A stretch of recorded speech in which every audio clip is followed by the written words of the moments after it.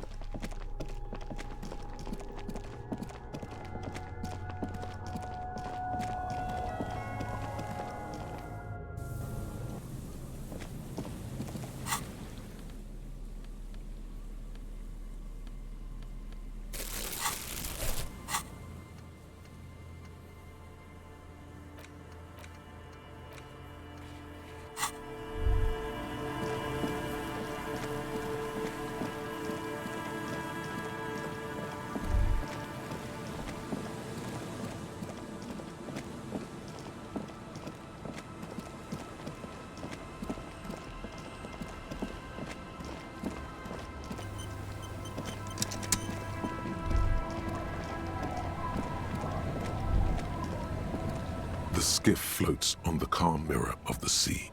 Its 2 seats are empty. Once you get in, that's it.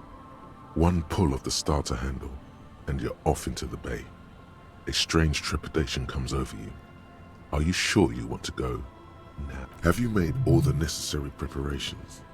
Closed all your accounts? Remember what the net picker said. It's a small tank. You won't be going back and forth on this.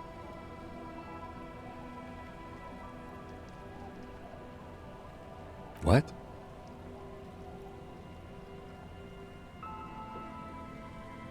Fine.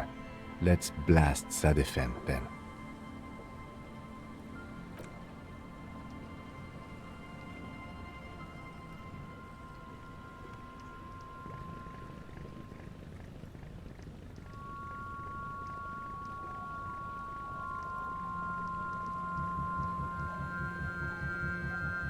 Want to be free.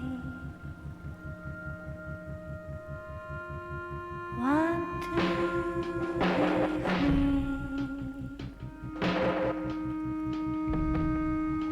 It will last forever.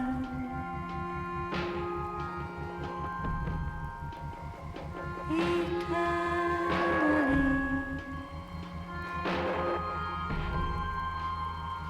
Want to be free. Want to be free. It will last forever.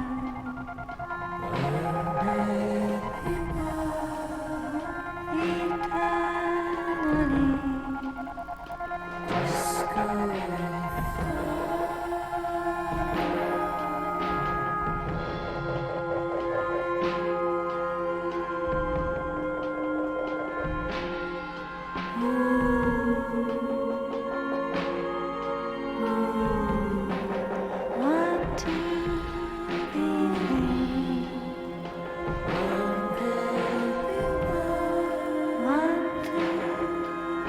free.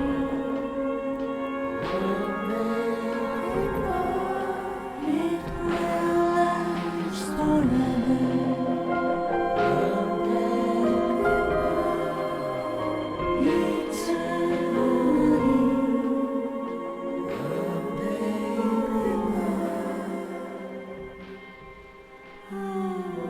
and the trees are green and overhanging, where the light free and everlasting.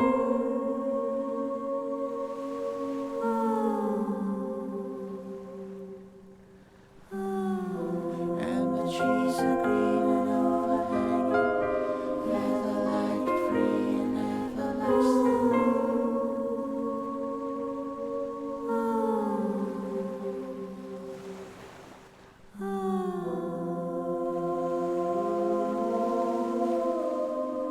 Want to be free.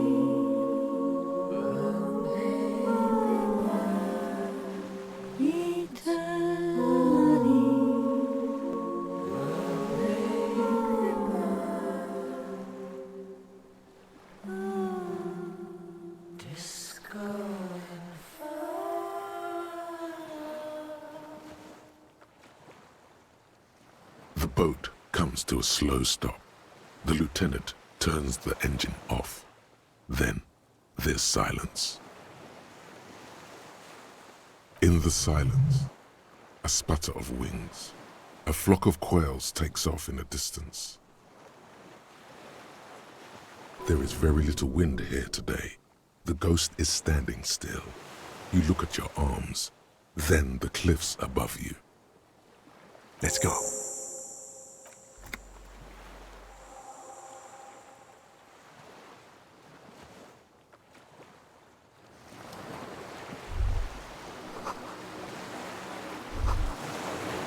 The chain trails off into the ocean, connecting the island to the supply depot on the coast. Ah, yes, so it seems. For bringing munitions to the island, maybe? And supplies? You could also lock the bay when you raise the chain. as a defensive measure, locking off that side of the bay. From enemies of the commune of Revachol. This sea fort was a revolutionary fortification, I believe.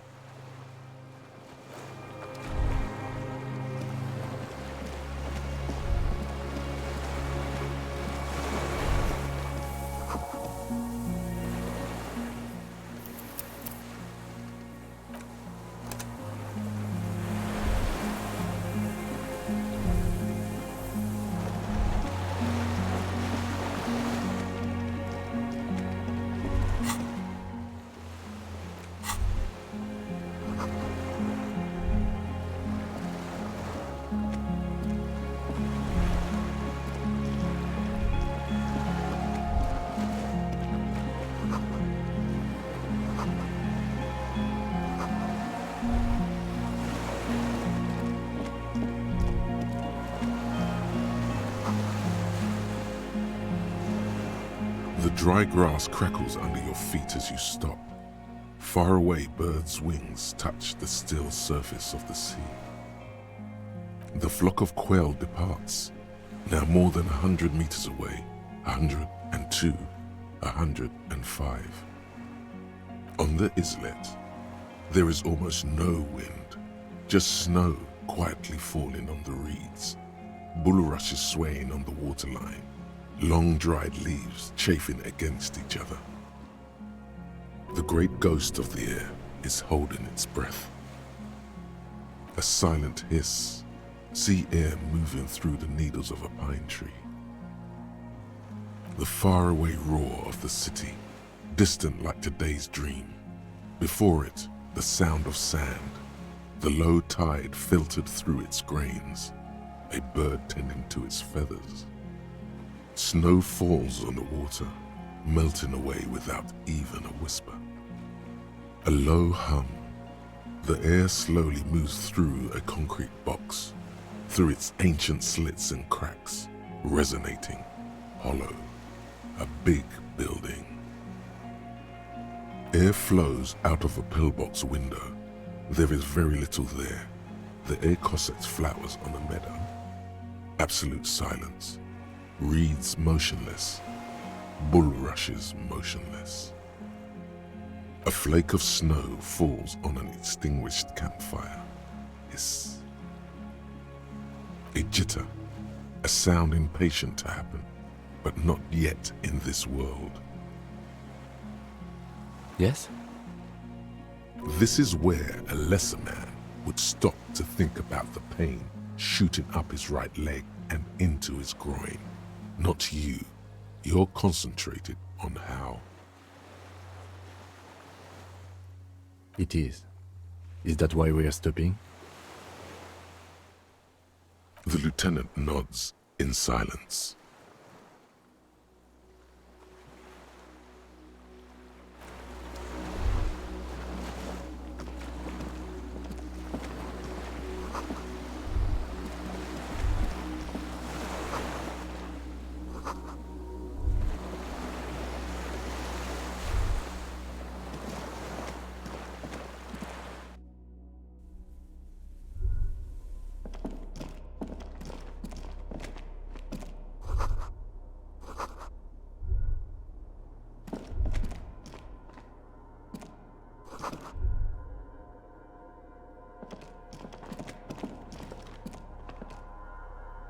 There's a greasy old spring mattress in the corner, resting on piles of soft cover books. White linen and a pillow are visible under a worn-out caracal blanket. Someone has been squatting here. The linen is fresh, recently washed. You force the rest of the sentence out through pain, thick as molasses, no longer able to hear yourself speak. You know, officer, you can rest here if you are feeling tired. I will keep watch. You could use some rest for what's ahead.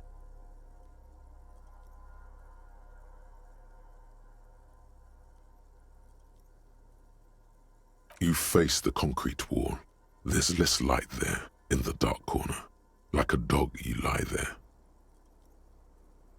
You didn't realize how tired you were. your body is still nowhere near healed. The blanket feels cold. The entire room does. Concrete and cold. Minutes pass. Half an hour maybe. The sounds of the sea beyond grow distant.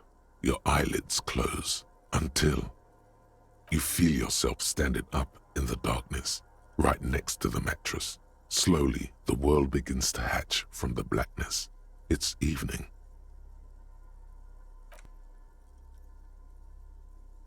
Sleep.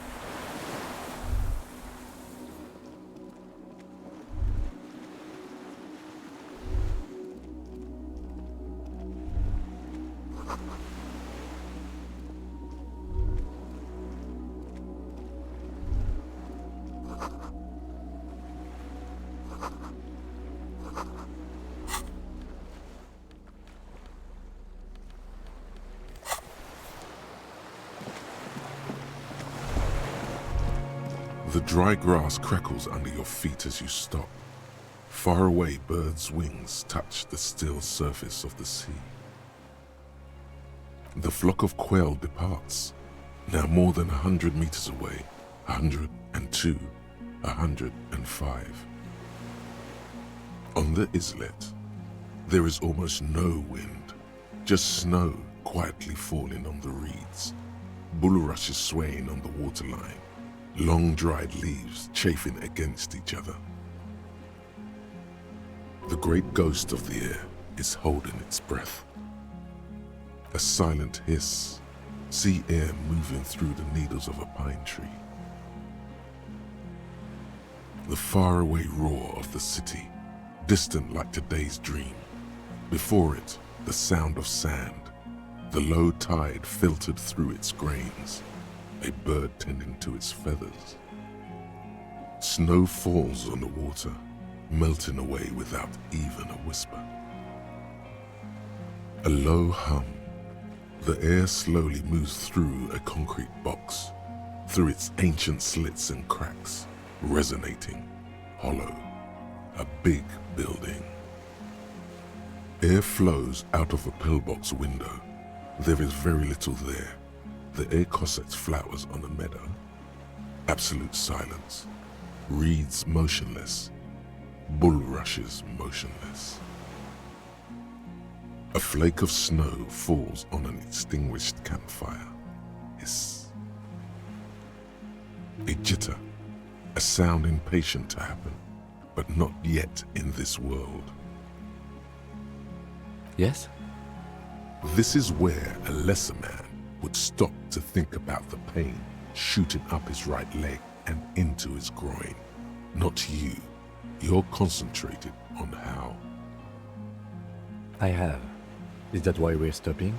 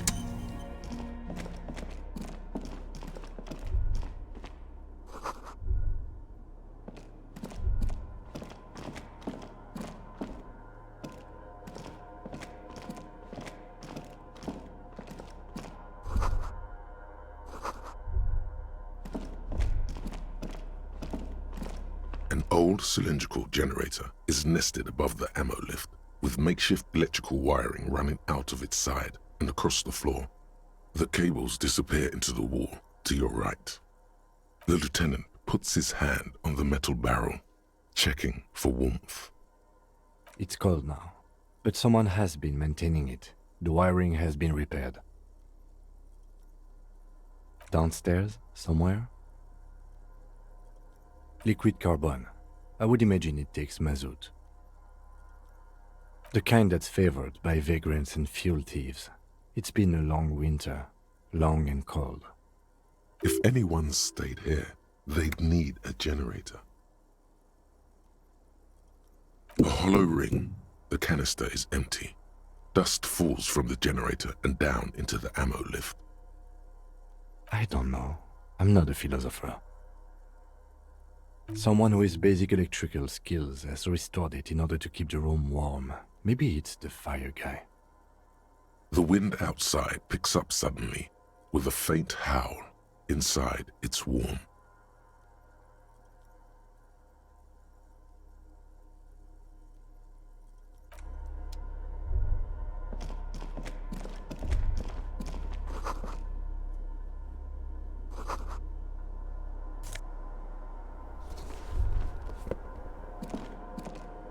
Books and magazines lie scattered on the floor and on a makeshift cupboard.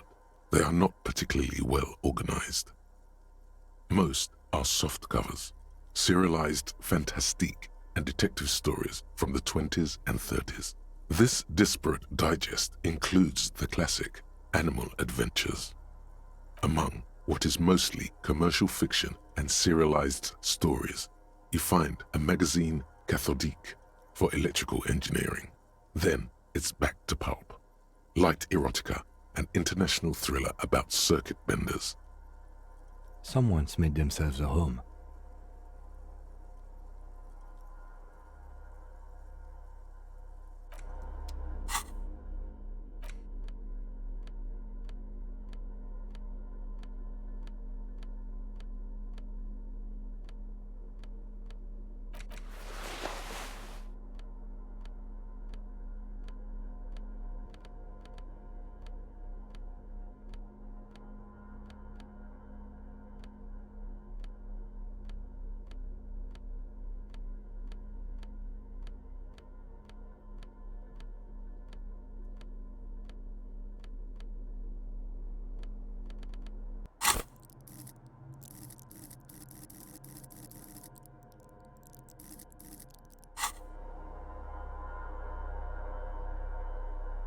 Soft covers, serialized fantastique, and not that you can tell.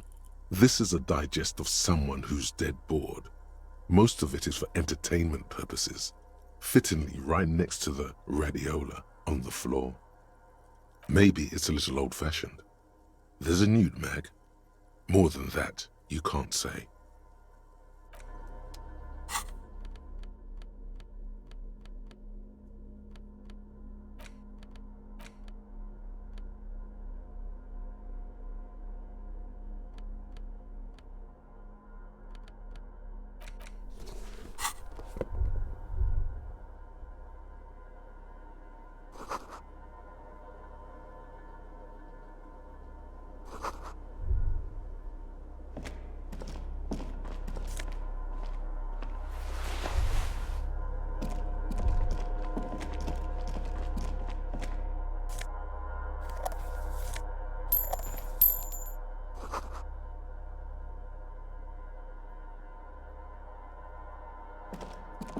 You see a small metal door nested inside a larger one, a heavy steel blast door. There is a conventional keyhole above the handle. It's very small. Another part of the island, probably. The lock looks like it could still be usable. Maybe this is one of the doors we don't open? He's right. It would be better to open its big brother. A powerful engine hangs under the ceiling. It must control the blast door.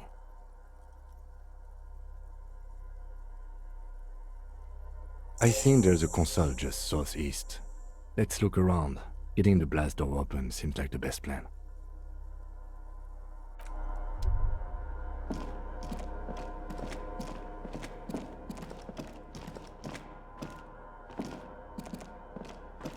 This old cylindrical generator waits with its fuel cap open. Makeshift electrical wiring runs out of its side and across the floor. The lieutenant assists you, holding the canister up to the fuel tank as you tilt. Dark brown, viscous fluid pours out, and the room fills with a chemical smell. There's a red starter switch on the side of the cylinder and a start rope on the other side. The lieutenant flicks the switch. The recoil start wakes the old generator up. The machine sputters like an old warhorse before settling down to a rattle. That should do it.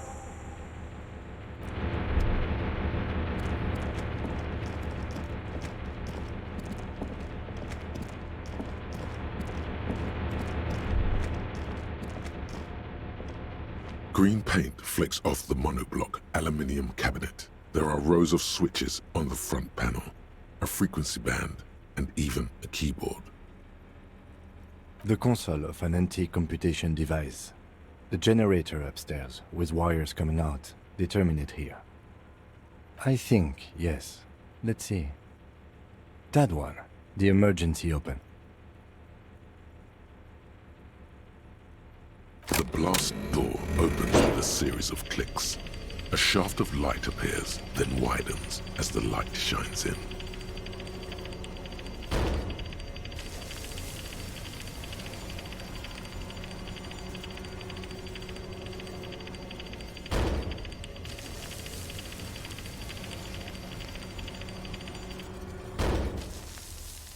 A sudden wave of anxiety makes your skin crawl. After you. I don't know. A thin wisp of smoke rises from a charred black fire pit. The wind picks up, then dies down again. Don't be. I have a gun. I know. It was not easy to acquire.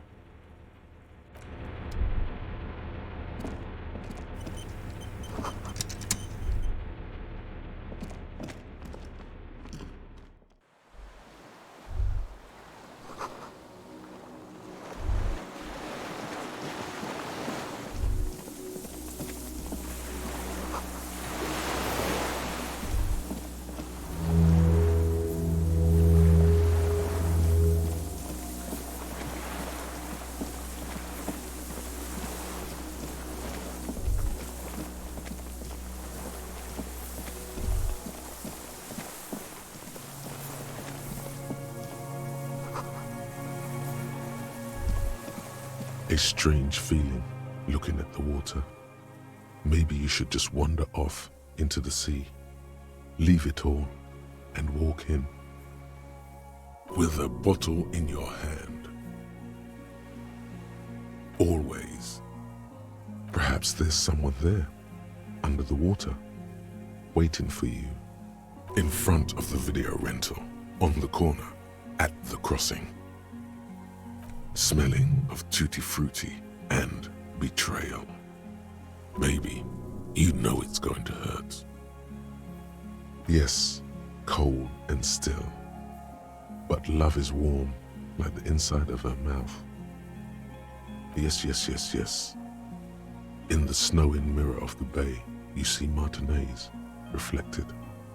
Tall edifices of ruins reach into the water, like shimmering towers. And the shacks too. Pine trees and motor lorries, upside down.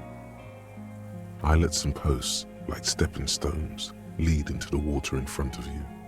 Go, step in. It's been too long.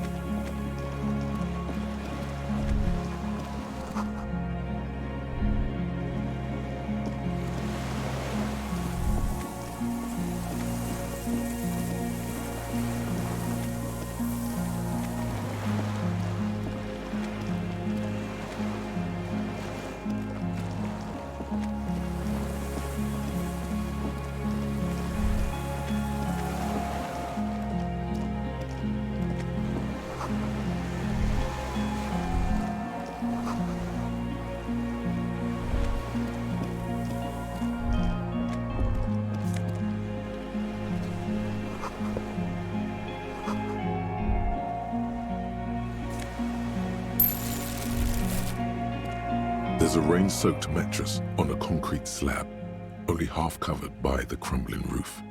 At the head of it, double embrasures, firing slits like two eyes in the wall. This looks like a good place to aim from. A single-person mattress, modern, civilian use. Brand name, Marjorie. There's a fuel stain on the cover, along with cigarette burns. And an empty can of beans on the ground next to it, filled to the brim with cigarette butts.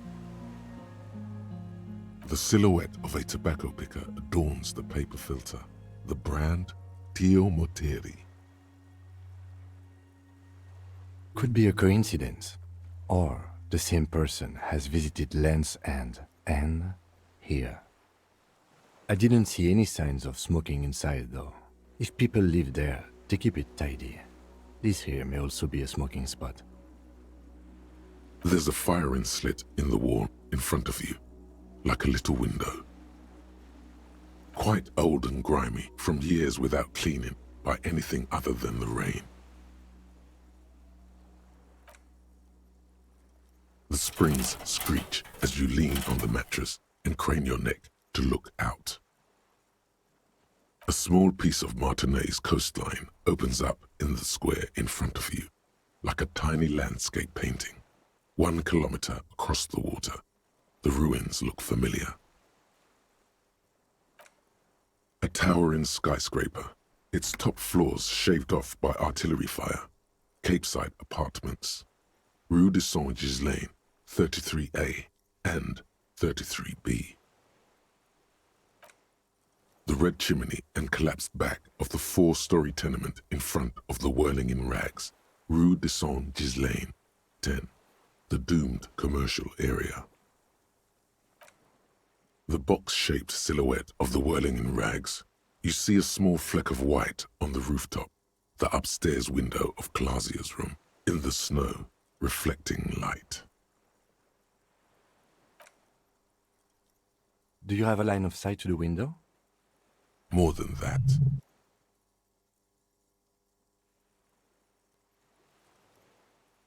A pair of binoculars? Or a scope of a rifle? You'd be prone, lying on a mattress, barrel resting on the embrasure. Cheek against a cheek rest, hand on the hair trigger, on a calm day like this. Good. I think we have it, Detective. The origin of the shot. This is the sniper's nest. Affirmative.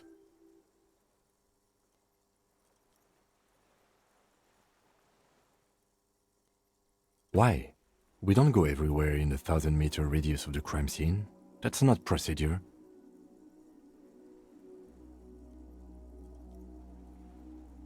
Don't beat yourself up, officer. We did not put guns in their hands or get them drunk. We will make up for it. Here. I feel it. Where? I have always assumed it's someone local. He feels uncomfortable suddenly. We should move now.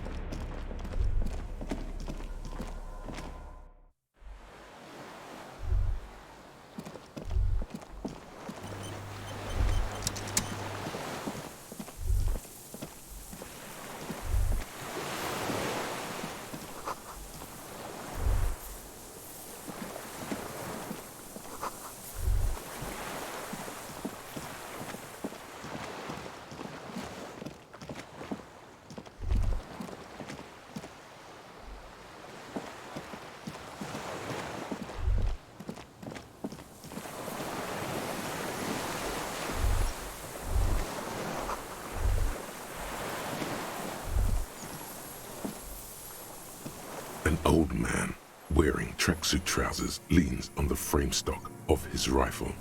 He gathers a big ball of spit in his mouth, then spits it out into the extinguished fire before him. He raises his black eyes, hooded by creased eyelids, to meet yours.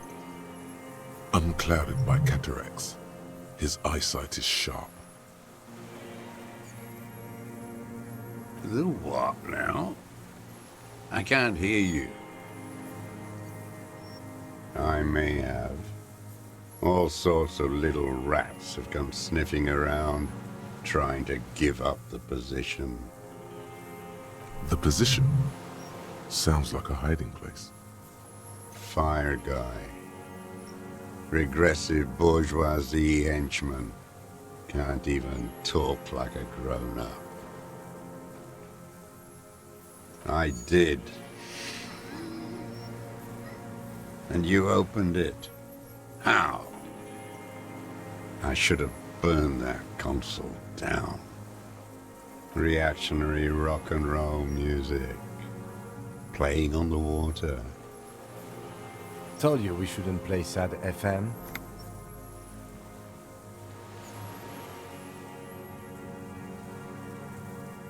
I did. We have entered a world where he said you shouldn't. It is the only world. Sad FM, huh? I always hated that station. Phlegmatic, counter-revolutionary dirges. Sadness is a mental illness, a weapon of the bourgeoisie. The fascists were right about rock and roll. It is degenerate, hip gyrating, mental illness music. My eyesight? Yes, helps me see all the shit. A shudder of disgust passes his right side.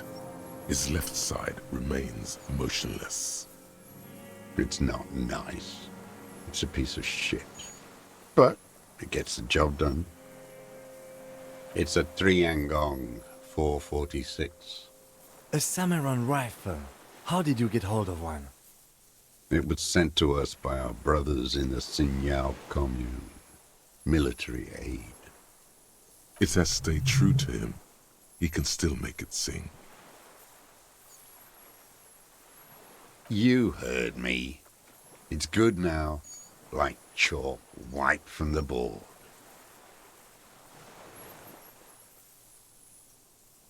Yes, I bet you've killed a lot of people with it. You fascist fuck. Have you come to make me one of them? We have come to ask you questions, nothing more. If you do not comply, we will take you in. Do you understand? The danger levels here are hard to read. One moment he's a fire, the next, a fire gone out. The lieutenant pulls his pistol from the holster. You are a glorified night watchman. This is a service rifle. I can only lay it down before an enemy commander of corresponding rank. There does not seem to be a magazine in the well.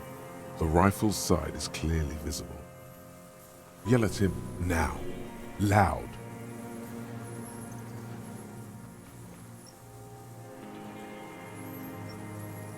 You're right. It's a good thing I got one in the chamber. Oh, wait. Yes.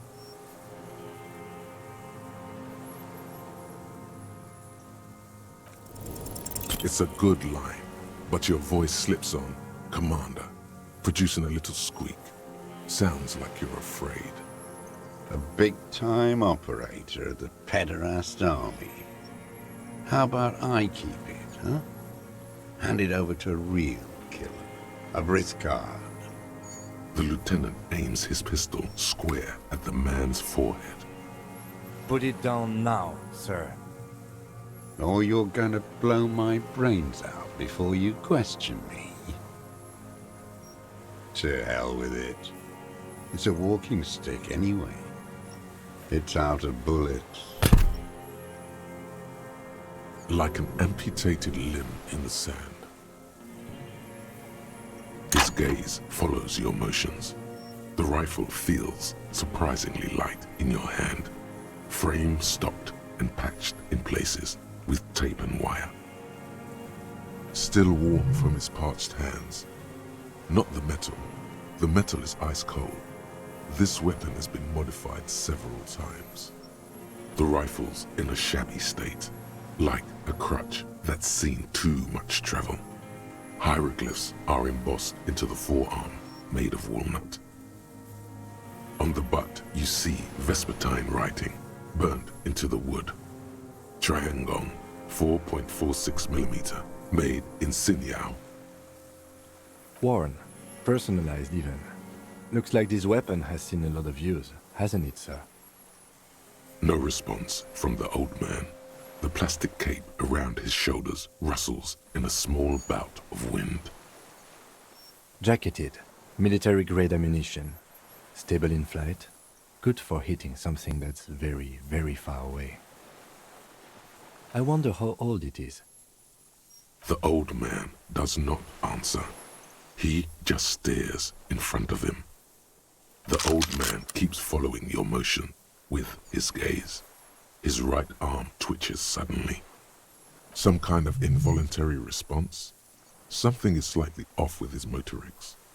This looked very much like the murder weapon. It could be used against him to get a confession in time. My name is Josef Lilianovich Dross, Political Commissar of the 114th Anti-Aircraft Division of the 4th Army of the Commune of Revachol.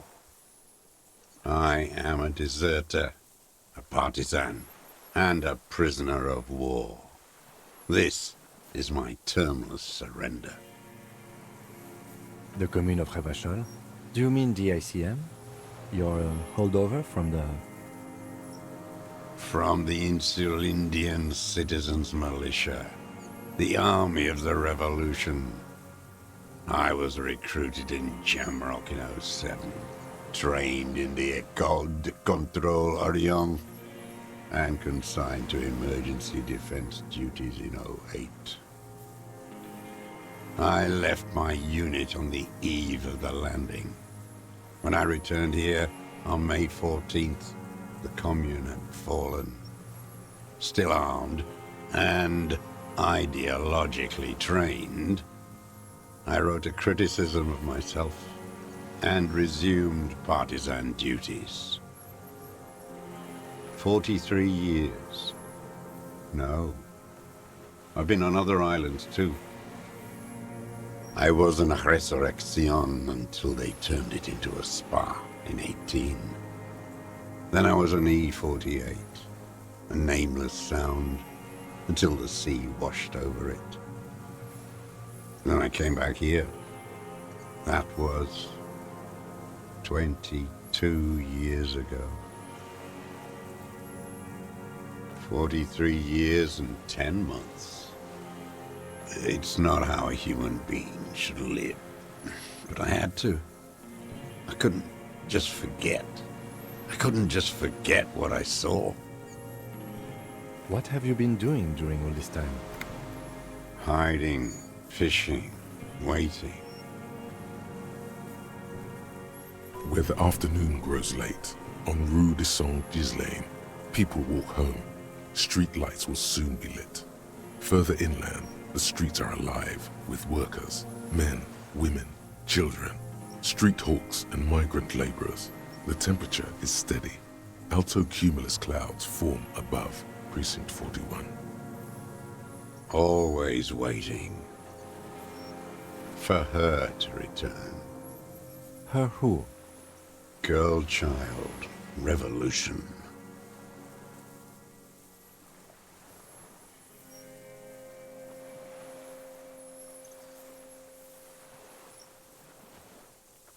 I am not a fool. I know the material base for an uprising has eroded. The working class has betrayed mankind. The historic opportunity for a revolution has passed.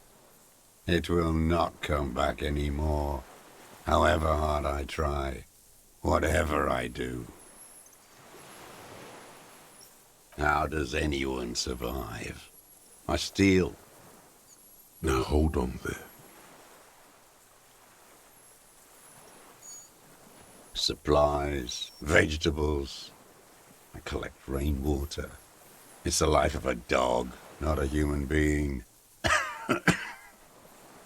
How is your health, Mr. Dross? I've been throwing up blood since winter. Red, like beetroot. Been passing it in stool, too. He does seem frail, gaunt for his age, more like 75 than 65. Trouble putting on weight could mean cancer. The RCM can provide medical services.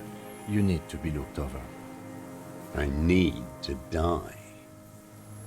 You don't have medical facilities. You have guns. That's all they give you, toy guns. We also have Druamine.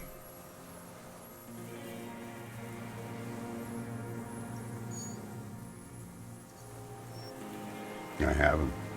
I have holes in my brain. Years missing.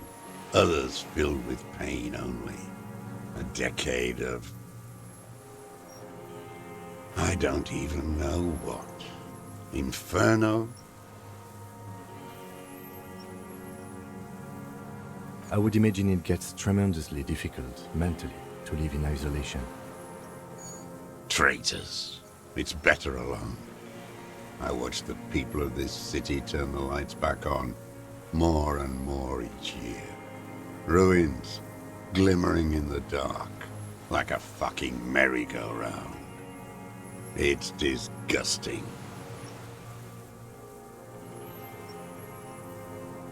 It was hard in the Thames. I didn't have partisan training. They were searching for stragglers, those bloodhounds. Floodlights on the water at night. There were posters, campaigns. We communards still hoped, and they needed to snuff that hope out. The East capitulated. Martinez and Cold City were turned to dust. But Jamrock, Forburg, even Coron, and Boogie Street, of course. Those fucking kips had Marsov coursing through their veins. And others too. Some cordons of Revachol was still fighting. There were cells. I tried to contact them. Soon they all went silent. The frequency's dead. At night, I used a dinghy. I only went after dark then. When I got to the city, I stayed underground. Patrols, you lot, the commons too. They'd started snitching. In the city, you move underground? From bunker to bunker. Not anymore. No one cares now. I don't even have to hide. They think I'm another antisocial vagrant. I could walk straight into that town if I wanted. I don't want to. They're all traitors. Pigs, rabbits, and dogs. Men without ideals are only animals. The propaganda bunker. I used to, but not anymore. Propaganda bunker? They stored leaflets there. Broadcasting equipment, too. Made broadcasts, I think. Propaganda officers. I buried them with their leaflets. They killed themselves. 2 young boys. A lot of our boys did. I spent some winters there. Never liked it. Kept thinking of them. No need to go underground anymore. It's better in the ruins, on the ground. So you finally found it. There must have been a small squadron's worth of arms in there. Belmer Graves, right? I know. So you've been there? Sleeping. Some nights. Ammo scrounging on others. Those McGraves were shit, even before they corroded. Some had bullets in the chamber, however. You feel the dots connecting. Little dots on the map he's walked across. I do. They're good. Plenty of tar. I like that boy on the pack, too. Reminds me of the last century. The old man looks across the water, at the city, the ruins, the motorways rising above it. It's not an island, Dwat. It's a defensive fortification of the commune of Revachol. And I am its last surviving defender. The congenitally deformed King Philip II built it to restrict access to the Bay of Revachol. We captured it in '02, retrofitted the fort with an AA gun to defend against an airborne landing. Against the whole world. coalition military called it Operation Deathblow. I later found out on the radio they called it Deathblow. You're one of them. Tell me, who speaks like that? We had 50 million people on Caillou alone.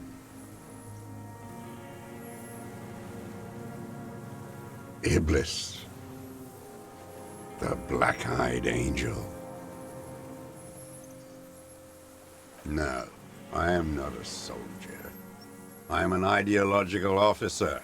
I belong to the party, not the army. Trained in historical materialism, then assigned as a political commissar by the party. These things used to mean something.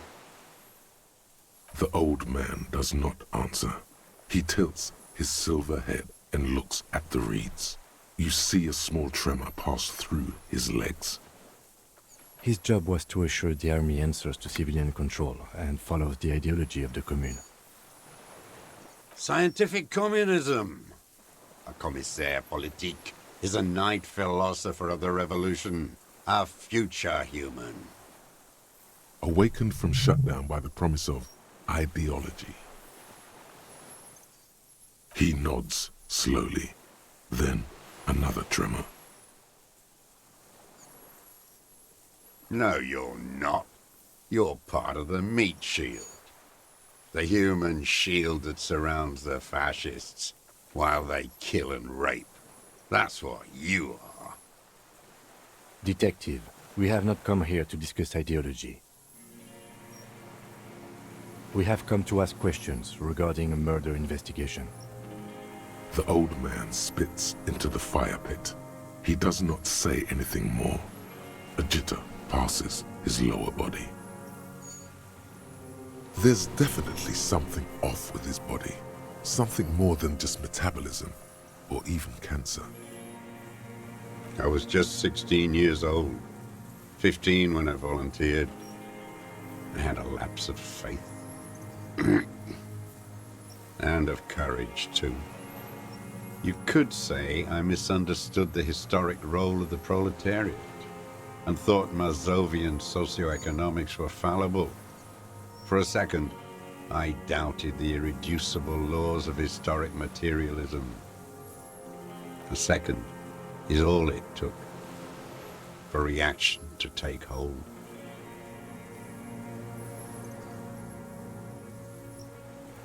It's the same thing. You haven't seen it. Not really. Not naked. It's impossible not to be afraid. And this was when? May the 13th, 08, 44 years ago. The horizon was black with coalition airships. Their petroleum rose to the sky and it looked like it formed the clouds, storm clouds. When they started shelling, it was dark magic. The combined might of international capital, all at once, all the greed and terror in the world tore into Revachol. It lifted streets from the ground and turned houses into ghosts. We were in the flak tower, huddled on the floor. The artillery was 80 kilometers away in Ozon, but I knew the commune would fall. We would all be turned into ash. So I said I was going to the map room. I ran. I climbed the chain link across the water and hid inland, in the bunkers underground, like the weakest of the weak. A mouse, frightened of the ordnance all night and the sound of the rotors in the morning, whirring. Airships. I climbed out into hell. The landing was complete. The chain was submerged. I had to swim back. The fortress was half submerged too, shattered. They'd all drowned in the lower levels, or got torn to shreds above. The anti-aircraft gun had malfunctioned. So had I. I left them without ideological direction. It was real. I'd seen it. I'd seen it in reality. Some kind of great terror, worse than you've ever seen. The mask of humanity fall from capital. It has to take it off to kill everyone, everything you love. All the hope and tenderness in the world. It has to take it off just for 1 second to do the deed. And then you see it, as it strangles and beats your friends to death. The sweetest, most courageous people in the world. You see the fear and power in its eyes. Then you know that the bourgeois are not human. I had to fight it.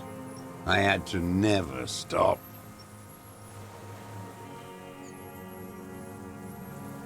You're with the RCM, the coalition-appointed mob that enforces bourgeois morals in Revachol.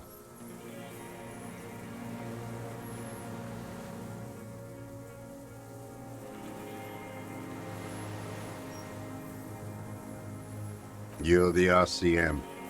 You represent the Moralist International, the enemies of humanity who took this city. I represent their adversary, le Parti Communiste d'Insolande. Take me to them as a prisoner of war. I have relinquished my weapon. I can no longer serve. No superiors can relieve me of my duty. You bulldoze them all to a mass grave for trying to free humanity.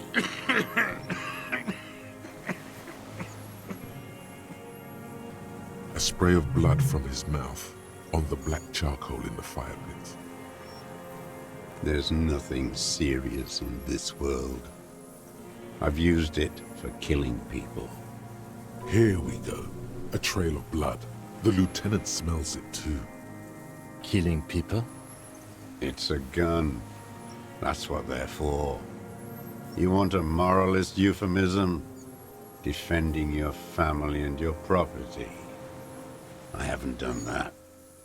I've used it to kill people. Interesting. During or after the war? There is no after the war. Class war is never over. This is it. You can feel it, like battery acid on the tip of your tongue. Something you haven't felt in a while. But this is what you live for. This is the shit. The great serotonin jackpot. The solution. Go in straight. No euphemisms. He doesn't like those. No. Be careful now. Slow and steady does it. Make him repeat it first. Don't mess this up. Remember, he wants to tell you. Get personal.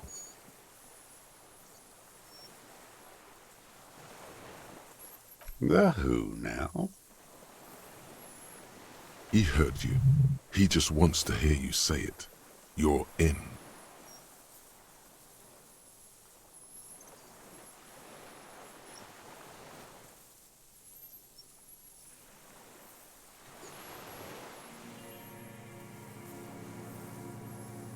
Oh yes, that one. Ugly piece of work, that boy.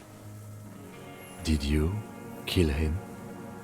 I am a son of a welder and an officer of the Commune of Revachol. I do not collaborate with murderers and pederasts of the liberal regime. A drop of blood in the saliva. Exhaust him with proof. Pile it all on him.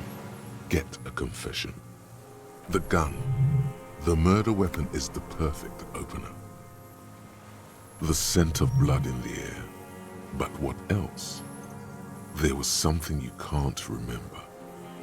Something about the tracks. Suddenly, all those tracks are so confusing. Go with something else first.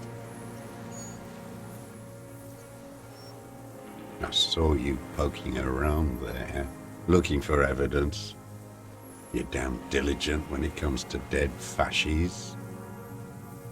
You had direct visibility. There are embrasures in the concrete, specifically meant for a top follower to use. And you had a long-range rifle in your possession. You've been here a long time, Mr. Dross. Too long. You clearly need medical aid. I'm ready to die. I've done my part. He's practically admitting to it. Dead fascists for fascists. Done his part.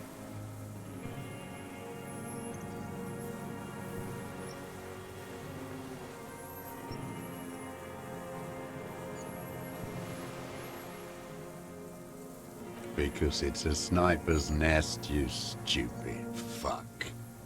Radio Gosh is right. You have worms in your brain. Wait, here it comes. The goddamn Maybells. The dried Maybells on Clausia's roof. There were Maybells in the grass when you got here. They're revolutionary symbols from the war. Nowhere else, nowhere in all of Martinez have you seen them this spring. Wait, don't forget the footprints. The diagonal prints in the dust in the secret space behind Clausia's bedroom. Now they're gonna come up. You got it. Remember? The boot prints were like no modern soul. Maybe don't beat yourself anymore, though. You're not immortal. Damn Maybells. The whole island is turning white with them. So many this year, too. The spring is coming. No, it's already here. Wash the filth away. They blossom on the islets before we fertilize them with our blood. Resurrection was snow white in May before they ruined it. South, the Bay of Martinez is dotted with little freckles of islets, turning green, with white flowers in white snow. The coast, too, before they piled their containers on top of it, filled with broken, useless trash for fat-fingered bourgeois children to play with. You must get around a lot to stay undetected all these years. Do you know any secret paths? Pinball workshops? I may. Classier. With the victim. There is a small tremble, looks like a smile, a crooked smile, yet isn't quite voluntary. He's about to burst. Everything is brands with you individualists. Who cares what brand my shoes are? Sansa. Show me the souls, please, Mr. Dross. Fucking imbecile. The maker is Sensorique. The model is Cordobe, and the size is 43. These are not the unusual horizontal patterned soles you saw in the dust on the floor of the hidden room. They do, however, seem to be about the same size. The size fits, but not the soul.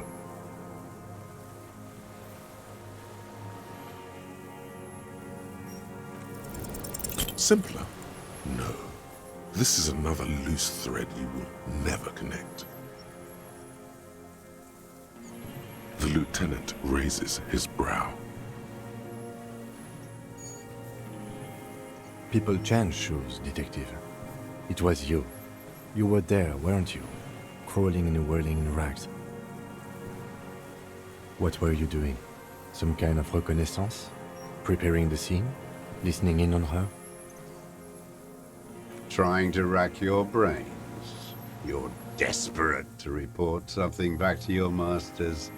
They must have really loved that dead fuck. The old man stares at his own prints in the ash around the fire. Silent suddenly, some strange process within him. A gush of wind. Seagulls in the distance. You've almost got him. Just the last little push. Not a lot of guns around that use military-grade ammunition, are there? It's a real gun. Not like your little musketeer pistols. I've seen you prance around with those. Jumping hoops for the liberals.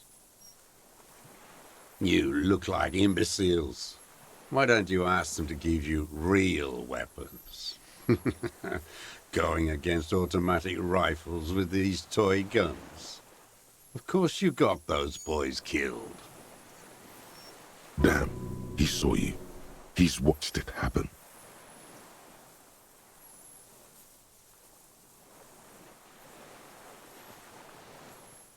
You didn't handle anything. I watched it happen. You let those fucks rip right into them. Got that girl killed, too. None of those people mean anything to you. The vultures feed on this city, and you prepare the meal for them. You're getting diverted. Push the gun. Only the gun matters. So you watched the fight? Did you like what you saw? The mayhem. It was all your doing, your plan. You got them killed. You don't know anything. You know what? You're right. I'm convinced this made the shot. Should we call it?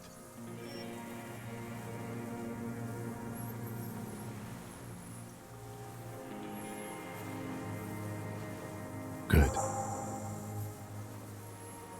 This feels good, doesn't it? Tearing things up like this. When you have the murder weapon, you have the killer. Murder. You know who he was. A coalition-trained murderer. Armored and armed. He wasn't human. The blunt end of a hammer. Dripping with blood.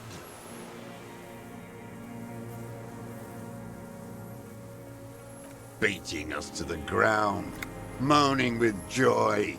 You hounds get so thorough when a company-trained killer dies. I haven't seen you on this coast for 40 years. You know, maybe I should have killed one sooner. Got your attention. Now you stop beating druggies and prostitutes in your basement. Now you come to investigate. Not when they die by the hundreds. This is it. Shot him. Shot him. Say shot him, not killed him. Oh, the inhumanity. One paramilitary less in Revachol. The lieutenant raises his right arm to hush you, while the lieutenant listens, holding his breath.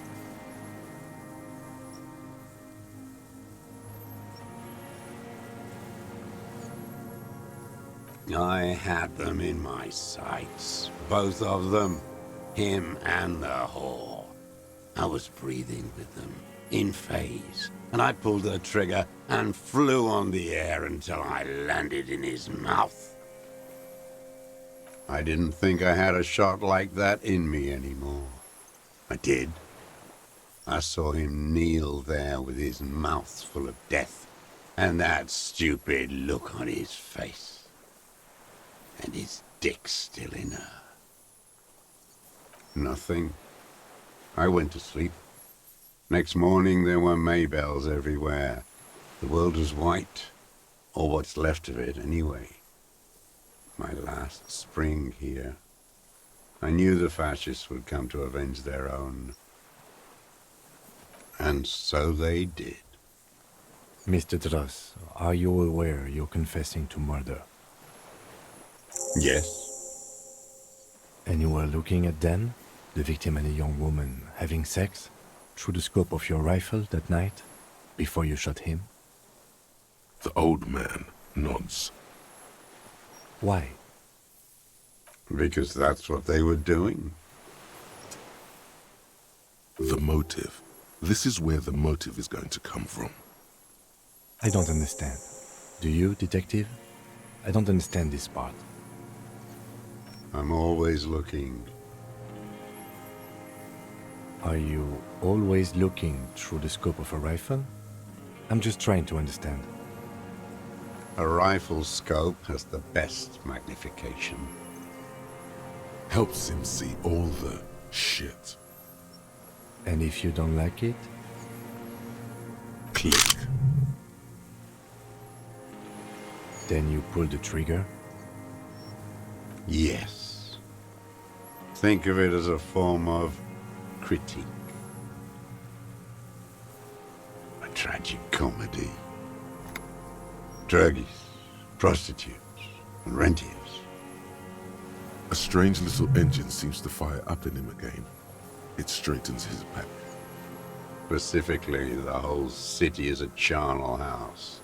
Stripped clean and draped in neon. But Martinez is the worst. Because of the racists, everyone is a racist in Martinez. It's their favorite thing to do in the whole world. Listening to race-themed radio shows. In the ruins, in their lorries. Pumped full of steroids and Radio Revachol 92. Race this, race that. It's all sanctioned by that Social Democratic Union and the farce of a Social Democrat who runs it. Yes, the fly larva in his container. He let some nihilistic advertising yuppies erect a statue of Philippe III, a syphilitic murderer, on the town square, to spit on the working class. Not since the serfs of ancient Pericarnassus has history produced a more inert social class than the Martinez proletariat. The rest of Revachol at least pretends to rebuild. These people still live in ruins. In tents, like animals, like those boom-boom morons on the ice.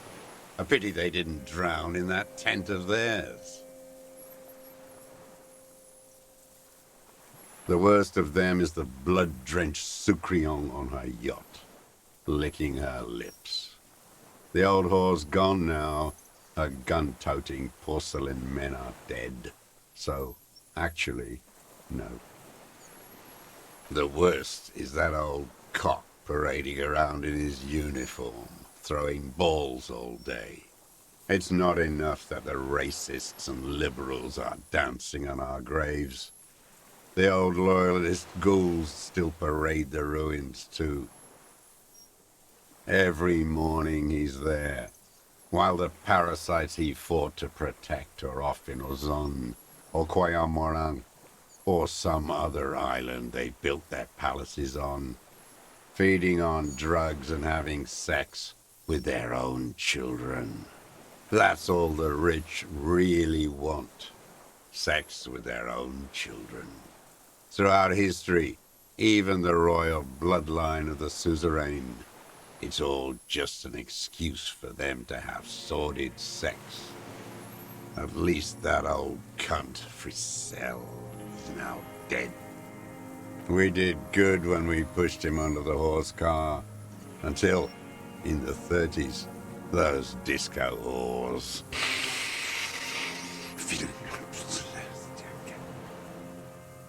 The disco whores are too much. Hatred shuts down his brain's language center, leaving only a nonsensical sputter. What was that about? Steroids? It piqued your interest.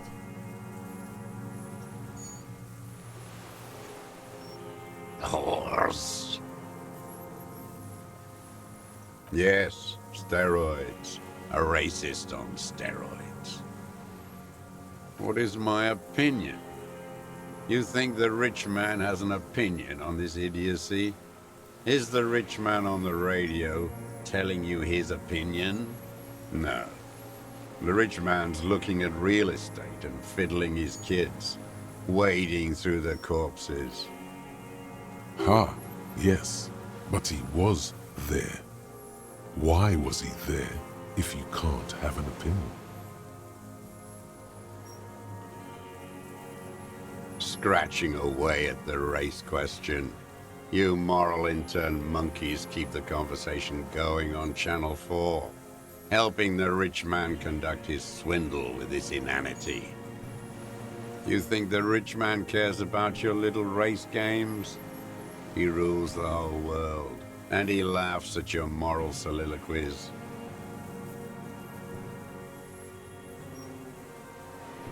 Another hideous disappointment. Unions are the real enemy, the true enemy of the proletariat, placating the masses. Disappointment, so personal. He displays a familiarity with the union's top brass. That deformed toad? I wouldn't expect him to wipe his own ass. I mean, the brains of the operation, the smart one.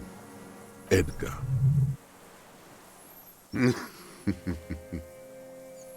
He talks a big game about uprising and social base. They must have sent the smart one to some university in Le Jardin, where it's alienation this and hegemony that. First against the wall with him. The Clares wouldn't miss a man hidden in their own backyard. Not all this time. Nothing happens in Martinez without them knowing. Of course. Maybe the Clears asked him to. I haven't approached anyone. I hid. It was Edgar who came to me. How did he know you were here? He didn't just stumble in like an oaf. He figured it out. Some kids told him about a monster on the island. I told you, he has brains. Stepped right off the boat and walked down where you came. I even kept the door open for him. Thought he was a man of the left, wouldn't rat me out. I was right about one of those things. 20 years ago, neither of them could walk now, could they? They were less fat then. Edgar did the talking. Paid his respects like I were a fossil in a uniform. Offered platitudes about the struggle. Flaunted his pink degree. Even quoted Mazov. Never trust a social democrat who quotes Mazov. Oh, and charity too. They love their charity. Offered me blankets and social housing. I still have the gas cooker he brought. Let me be here. The ZOC is an unlawful successor of the Commune of Revachol. We took this fortification from the Loyalists. Even the Clares understand this. They let him be here. Understanding was a courtesy. But why such a courtesy? I'm not doing anything for that swine again. Again? What have you done for Edgar before? Tried teaching him some Mazovian socioeconomics. They didn't stick. We parted ways. Okay, he didn't do the hanged man for them, but he's insinuating something. Oh no, the connection doesn't come to you on such a pivotal moment. Slap yourself in the head again. Jumpstart it. About this deal you made. With Edgar. The death of the Cronel mercenary was only coincidentally beneficial to the Clares. But what about the other people you've killed for them? Other people? Like the previous 4 women of the Union. That's it. That's what you weren't connecting yourself. I didn't fight 40 years to end up an informant for the international regime. What happened, happened. Still dumb, your eyes are transfixed on his digit. It's yellow with nicotine. Look who's up from the drunken stupor. This one's worse for wear than me. Emotionally frayed. Life is hard for us human beings in deregulation hell, isn't it? We will have plenty of time to talk about this later, Mr. Dross. When you're in pre-detention. It can take years in pre-detention. Go ahead. I've been in solitary confinement my whole life. Ease off it. This was not an unmitigated disaster. The lieutenant mitigated it. Just proceed, calmly. Every fucking morning for 34 years. Throwing that ball. One ball against the other. I've always loathed that game. That is not a working class game. I don't care what they say on Radio June. Royalist ghouls played like it was life itself. Click, clack across the water each day. And that uniform, like a parrot plumage. I won't even mention that he's a traitor to his race. A Patank maniac race traitor. What is there to be agitated about? The unholy ghoul. I love it there. It reminds me of everything we fought for. At least we killed Afistel and his kingsman. Glad. It's all gone. Them. Fucking. I didn't like that. Jealousy is a reactionary concept. I didn't like the Reaver enjoying himself. Drugged out, soothed in the arms of a young woman. I wanted him to die so he could not enjoy life anymore. And I wanted to see his head explode.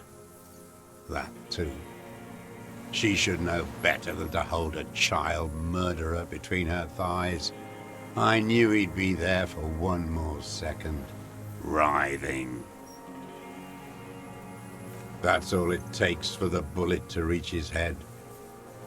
Now that I think of it, I wasn't aiming for his mouth. I wanted his brains to spill out on her. But you can't have everything. The caliber of bullet he used does not do that kind of damage. Since she came to Martinez, I saw her sneaking in the reeds early in the morning, behind the Feld building. It was dark, still winter. She didn't have her skimpy outfit on then, just a spot in the night, moving. Past the Feld building on the coast? What was she doing there? Hiding something in the water. She had a fag after she'd done it. I was up in the ruins there. She couldn't see me, but I could see her, smoking. She was nervous, but not scared. And beautiful. Her passport and tickets to Villiers. And from there to Cachet Brut. After she was gone, Did you keep what was in it? When we found the submersible, it was empty. no. Why would I do that? I didn't need tickets to Villiers. I'd put them back. If I wanted to extort someone, I'd do better. This implies that he's thought about extorting her.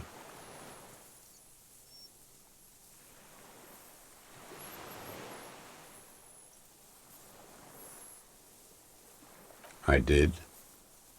She had a face like an archipelago, with those birthmarks, and a body hard and lean and bruised all over, black and yellow. I could see she's taken a beating.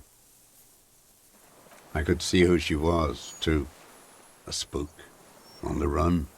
Revershal's the cloaca of capital now.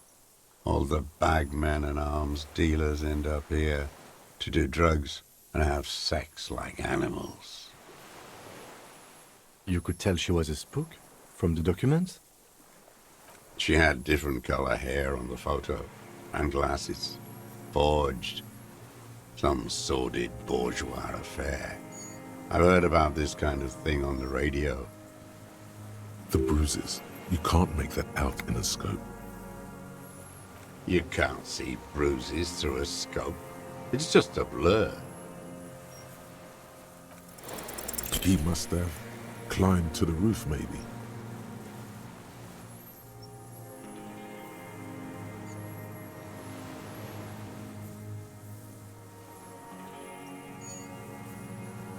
I have my ways.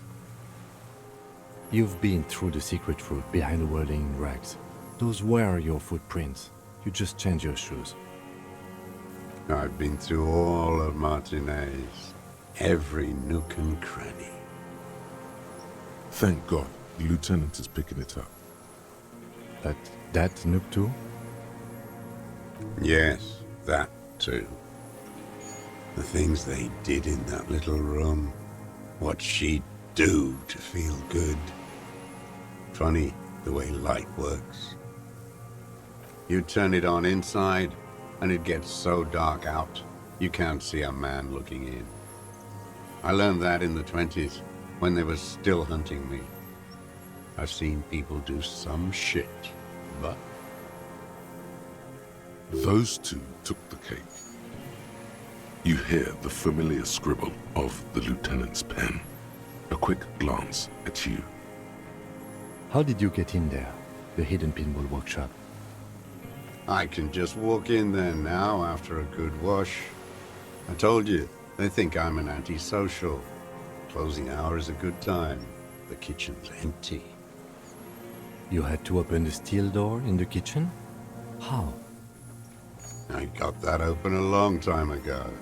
Some bourgeois game merchant lived there. I don't know, 15 years ago. He left spare keys all over, and I took one. Then I saw her turn the light on one night in my scope. Andy found use for it. A spare key, like the one hanging behind the Union Box window. There's nothing to hold on to. Only this. It's not enough. The coals of his eyes glisten suddenly, like stones dripping with water. Is he crying? Man needs to feel something else. In this fight, it helps if you have your eye on something there. It's weakness, I know. No. I don't really know. I was there one night and she was crying, like a child, in the corner of her room on the floor, like she does sometimes. The day after I killed him. Yes, I don't know why I do the things I do anymore. Maybe, I told you, I have holes in my brain now. I wouldn't just sit here waiting for you. A sudden pang of rage. If you came 10 years ago, I would have killed you. In the silence, the lieutenant draws a line in his notes, then nods at you once more. Her. You hear a low-frequency hiss, barely, beneath the audible spectrum. Then it's gone. The lieutenant nods at you in acknowledgement. Where is she, that Clazier? I haven't seen her there for days.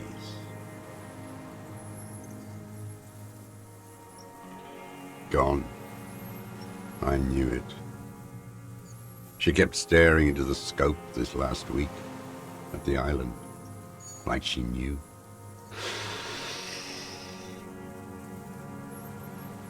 She'd look at night, crying or smoking on the roof, staring right into me. It doesn't matter. Midtown, across the Bay of Revachol, snow falls on 40-story towers. Above them, Lausanne Central Aerodrome, a cocoon suspended in the snowy sky by a web of suspension wiring, encircled by hybrid aircraft. On the platform, a young woman is withdrawing from amphetamines, barbiturates, and alcohol. Yet still, she smiles among the crowd, among the great ghosts of the city she's leaving, for another, far south. Smaller, distant, hidden, not like the great chandelier she sees sparkle in the night below her. Streetlights, towers, tenements, and water, and across it, a dark strip of ruins, barely visible if she didn't squint her eyes. He knew she knows. She was looking at the island, figuring it out, day by day, cigarette by cigarette. The old man has fallen silent, staring at your feet. The burnt logs in the fire are moist from the sea air. For a 60-year-old man with stomach trouble, who spent his entire life alone on an uninhabited island, he seems surprisingly fit. He's prone to erratic hand gestures and clearly malnourished. But that's it. You can see no more by looking at his slouched frame. The moment passes, and you say, What? But you said I would be taken to the...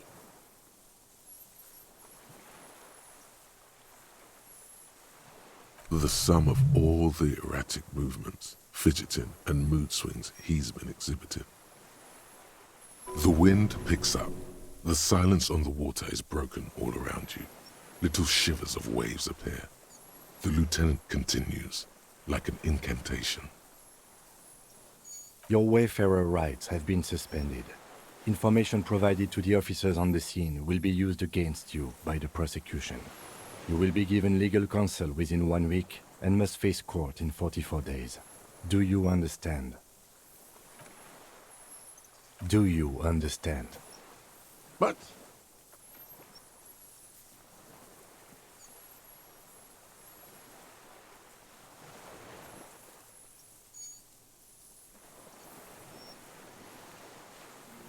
No, I don't want to. I have to stay here. He's sweating. Beads are forming on his forehead. Pupils are dilated too. Eyes getting blacker and blacker. Your confirmation is not required, sir. Now on to the boat.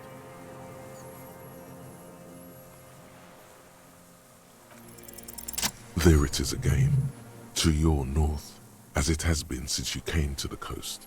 The reeds whisper, stalks rubbing against each other, but then, in the middle of it,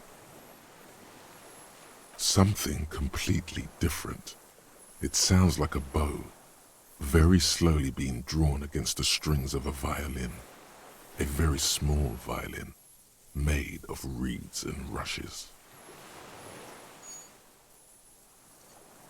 Maybe there is room for 3 on the boat.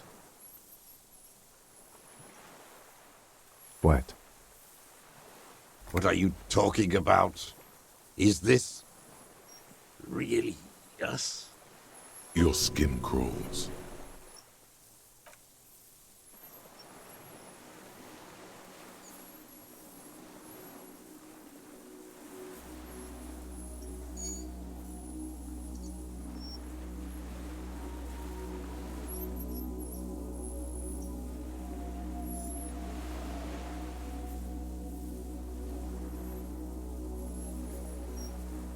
A delicate tangle of arms and legs unfolds from the reeds, limb by limb, to then just stand there, moving its scythe-like arms in ghostly silence. What are you talking about? There's nothing there. The stick insect is over 3 meters tall. It looks straight at you, with its tiny pinprick eyes and its grotesquely small head. You feel your legs shaking under you and your gun hand move to your holster to grab the gun. You feel the lieutenant's hand on your back, and then you hear him say 4 words. I can see it. It's really there, spinning slowly, in absolute silence. Its limbs long and slender. Be very, very careful.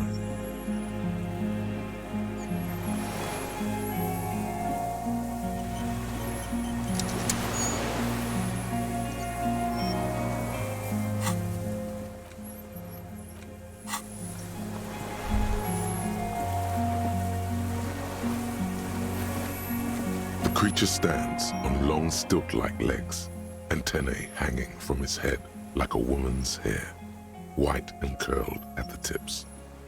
It is no more than 5 steps away from you.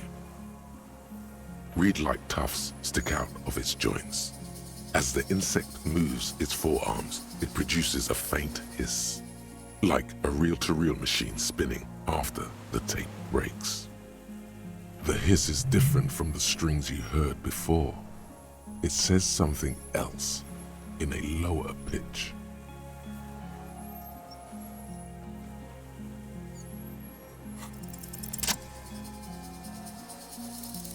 Slowly, with your breath held, you take 2 small steps toward the phasmid.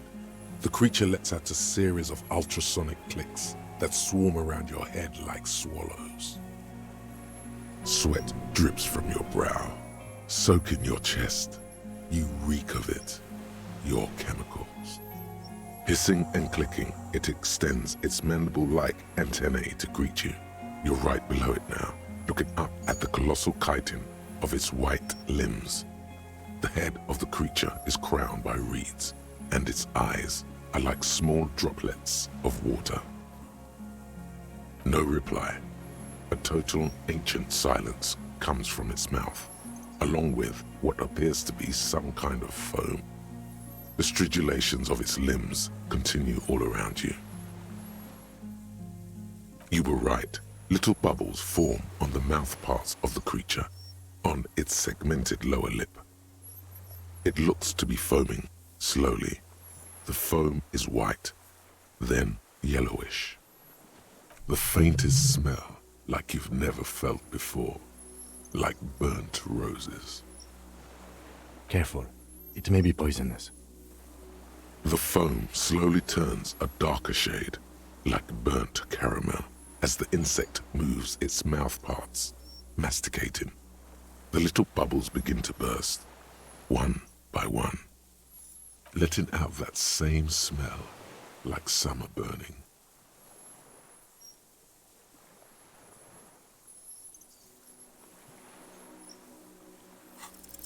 I exist.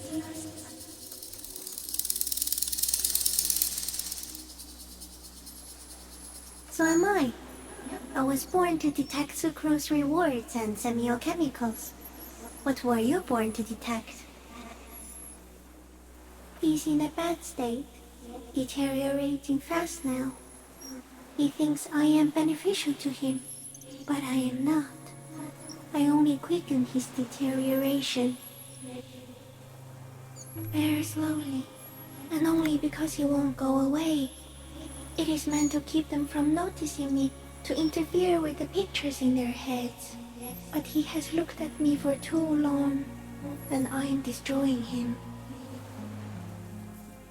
Tell me what it's like for you.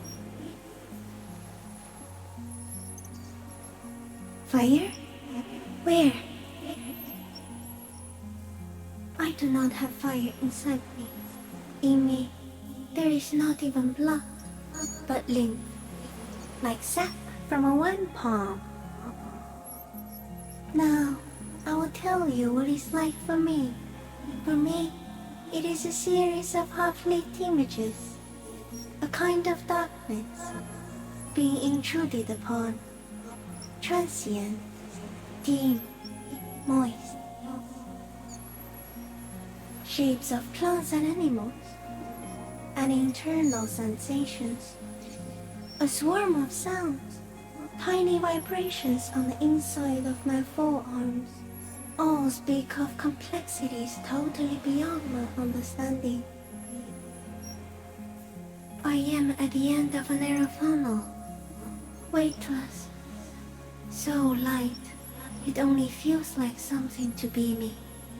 In truth, perhaps I'm nothing. I certainly do not have a soul. And if I did, it would never burn. Few of us can begin to imagine the horror of you, with all of creation reflected in your forebrain. It must be like the highest of hells, a kaleidoscope of fire and writhing glass. Eternal damnation.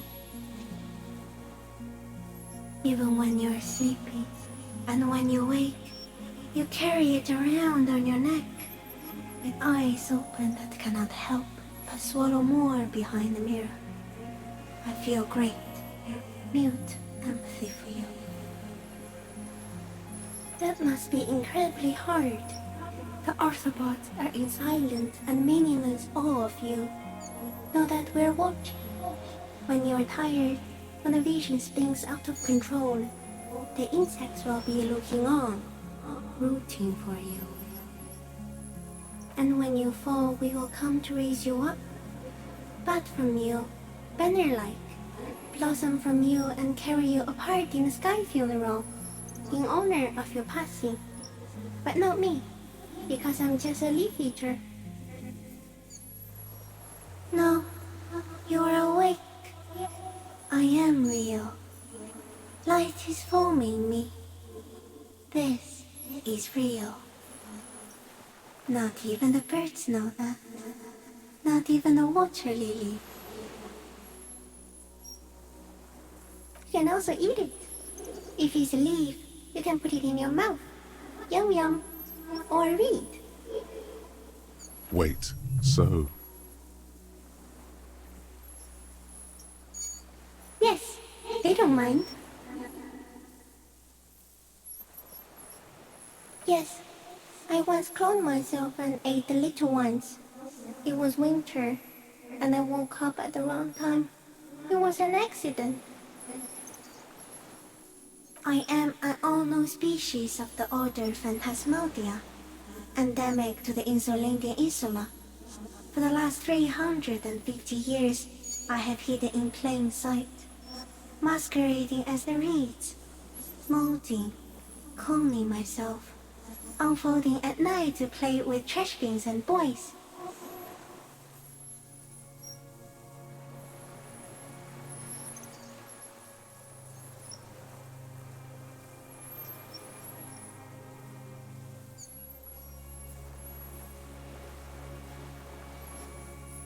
it may have unknown, dangerous biochemical characteristics that help it maintain its camouflage.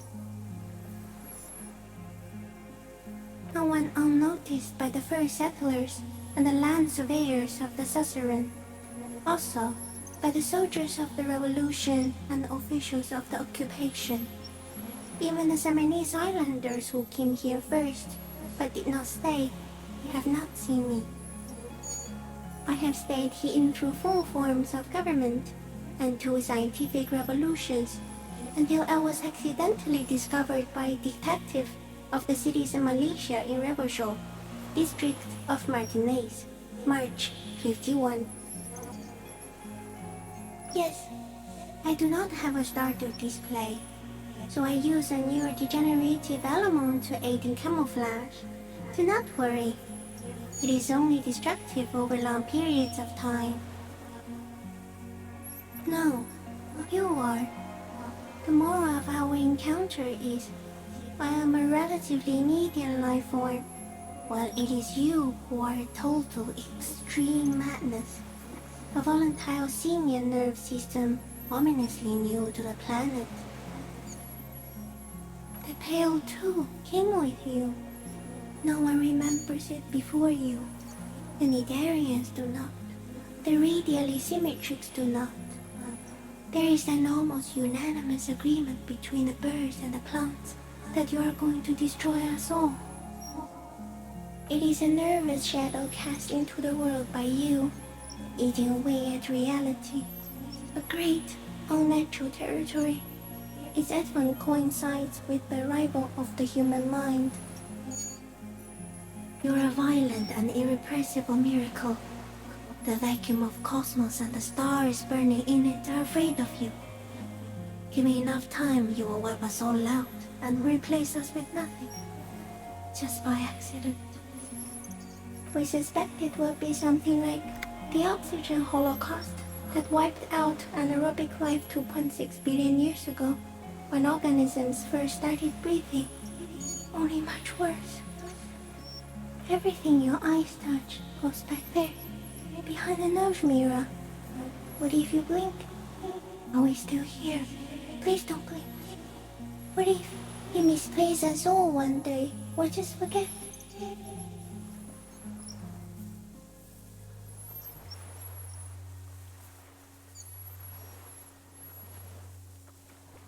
So it is already happening.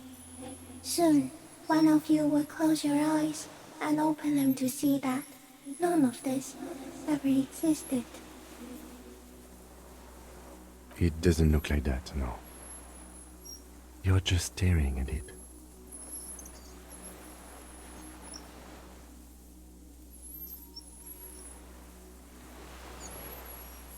I think we should take the picture, and then you should back away from the unstudied species. No, there is one more. Thank you. I also have one more thing to say to you before you go. That woman, turn from the ruin. Turn and go forward. For freedom. You cannot lie to me. Behind you, it smells of fires. So awfully far you were prepared to go in her presence. And it. She was hell on earth. It doesn't take a 3-meter stick insect to tell you that. The insect stops its stridulation, seeming to observe you. Below its crown of reeds, little pinprick eyes detect motion, glittering. The world stands still around you. Suddenly, there is silence. No, stop. Be afraid. As you do, the invertebrate comes to life, its limbs moving independent of each other, as if each has a mind of its own. They are white, like stalks of porcelain, knitting above you. Shifting around in the reeds around it, in the muddy water, you notice some of its hind legs apparently standing on the water from time to time. It's that light. And is that a glimmer in the water below it, like plastic? Could it be hoarding something? A nest? Can't do anything now. Later, when it's gone, maybe. Okay.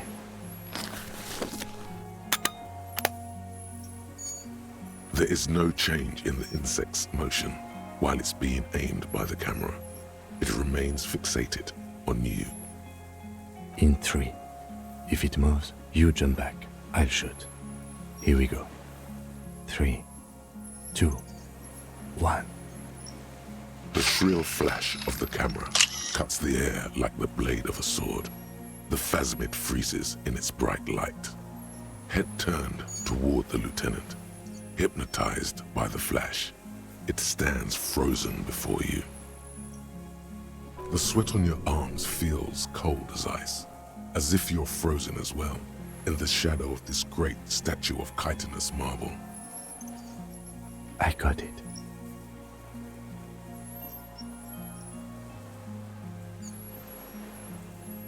The antennae hang from a great height. With your hand shaking, you barely touch the tip of the left whisker. On contact, the chitin curls into a spiral, like the tip of a poison ivy.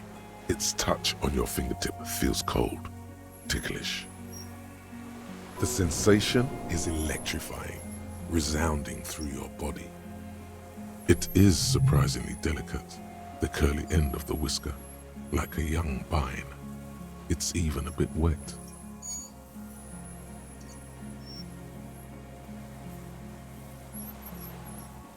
Looks like someone's got hurt in a fight. This antennae is much smaller than the other one.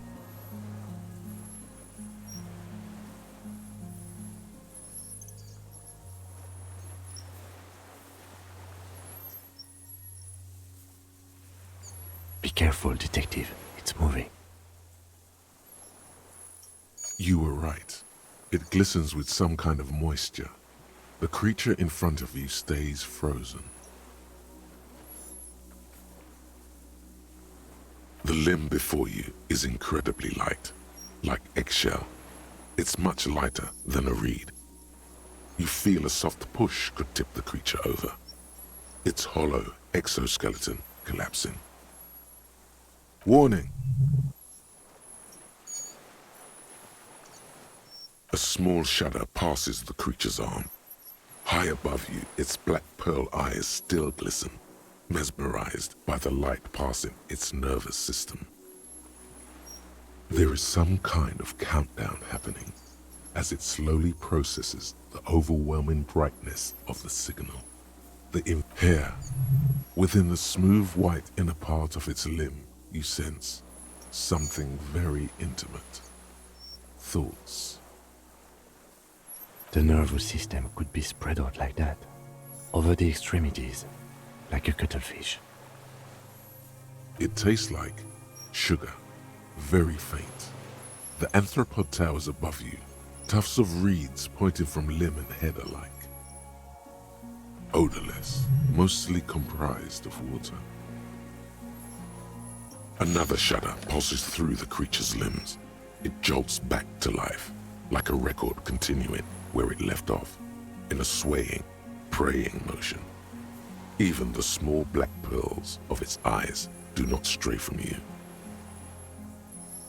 As you're turning away, the phasmid mirrors your movements, stepping on the water, the long limbs carrying its feather weight without breaking its surface.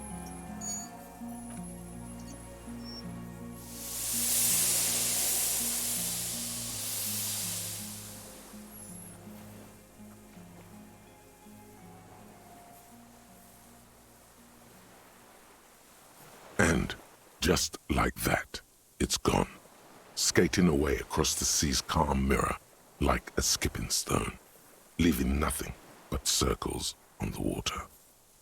And something under it, in the place it stood, bobbing there, among the reeds, a collection of items. It's gone.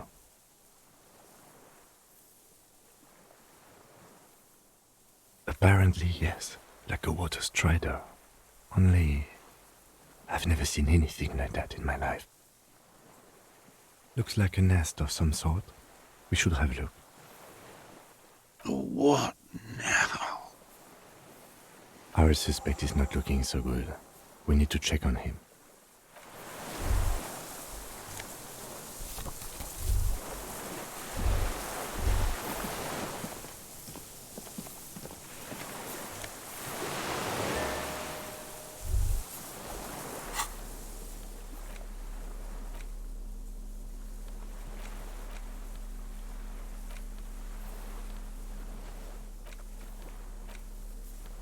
This passport, issued by the Sovereign Republic of Oranje, is issued to a black-haired woman called Katarzyna Alazie. Classius hidden documents from the MT boy. It's Klasia, with short black hair and glasses. She looks boyish, younger somehow. Maybe our man, Mr. Dross, took it from Classius, or whatever her name was. Hiding place, or...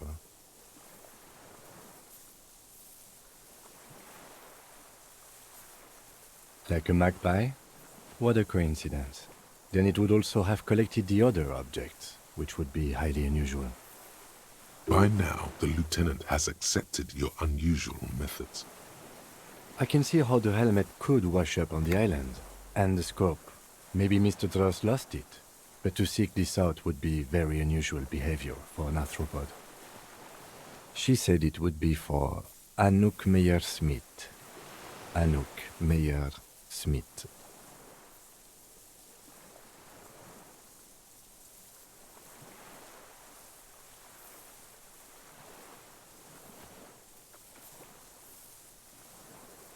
No, she lied to us.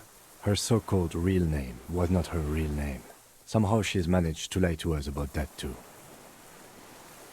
I don't know, but it's not Katarzyna Alazie or Klasia or Anouk Meyer-Smith. We didn't even scratch the surface with her, detective. Perhaps it's better that we didn't arrest her. Who knows what hell she'd be raising in my district by now. The winds are silent. The streets are empty of her. She is no longer in the city of Revachol.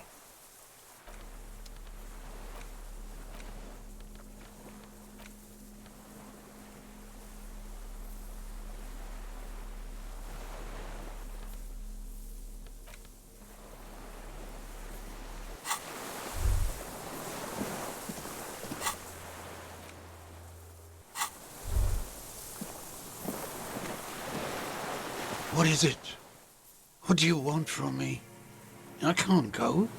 Something is very wrong with him now. See. Mr. Dras? The man does not respond. He keeps staring, black eyes glazed over and bulging from their sockets, his gap-toothed mouth shaking. Like an addict of some terrible substance. A light shiver passes him, followed by nothing. His hands are trembling, and he breathes slowly. He's going into some kind of psychomotor immobility. The good news is, this solves our transportation problem, doesn't it, Mr. Dras? The trembling mouth appears to sigh. Between this and the broken tire he's used for a boat, I think it's safe to leave him here, while we go and get help. It will need to be medical first, I'm afraid. Old age and shock.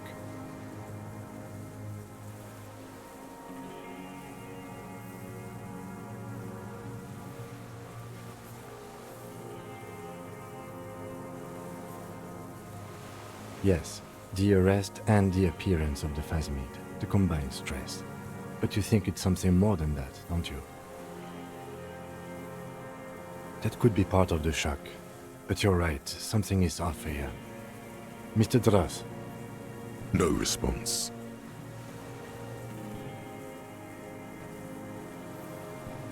then how did we see it? Oh, you mean, whatever does this, does it over time?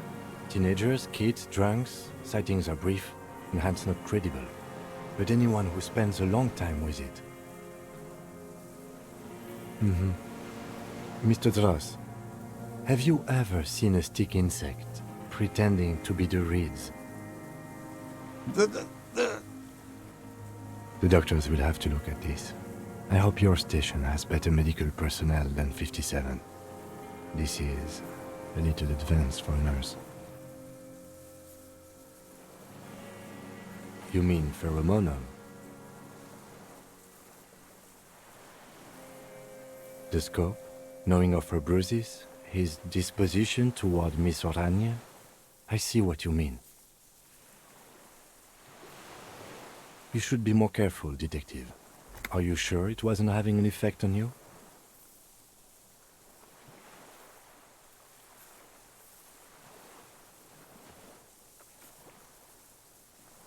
A valid hunch. Long-term exposure to something like that could be neurodegenerative. Also, please be careful when approaching unknown species in the future, detective. He did seem distressed when it finally came to arresting him, like he didn't want to leave this place, and the insect maybe. I have absolutely forgotten to take notes. I hope I remember all of this. This will be one hell of a report. Thank God we have the photo. He stares into the reeds.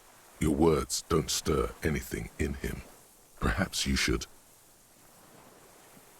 Nothing. Just dull staring. Not even rage left, wherever he is. The last embers have gone out. The war is over. If Kuno kicked it into the sea, as he said he did, the ebb would put it back here. This makes sense. Mr. Dras could have picked it up. Or the Phasmid even. If it did, this is incredible. No reaction. His breathing is slow, and he appears very old all of a sudden. Around 80. Did you take this passport and other papers from a boy on the coast? The spirits. He hears us. The spirit? No reply. He's gone again. Try something else? We got him back for a moment. I lost. He turns his eyes to the reeds again, as he's done so many times. Beige and white stripes. He lost the scope. Then it somehow made its way over there, with the help of a magpie phasmid. This sight is a T9, Mr. Dross. Was it attached to the rifle when you made the shot? Silence. Not even a sigh. The plastic cape flaps around his face in a gust of wind. His back is slouched and his mouth open. The blacks of his eyes are receding. His pupils are returning to normal. The strength is all gone out of him. Just frail old bones in a sack of tracksuit trousers and a windbreaker. We should think about getting back to the mainland, to get help. He'll be safe here, if we don't take too long.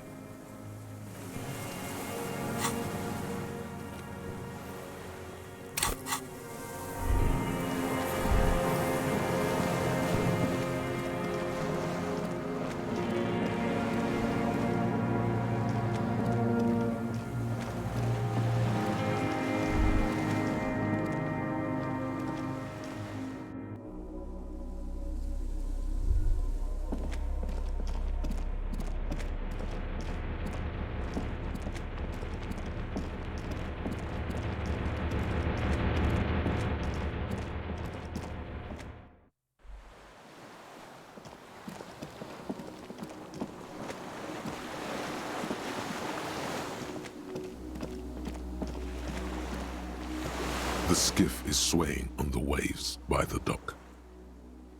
Let's. We are done here. The skiff rocks gently under your weight as you get in. The ride back is uneventful and quiet. But for the sound of conversation on the water, there is someone inland waiting for you. You reach the jetty and climb out of the skiff.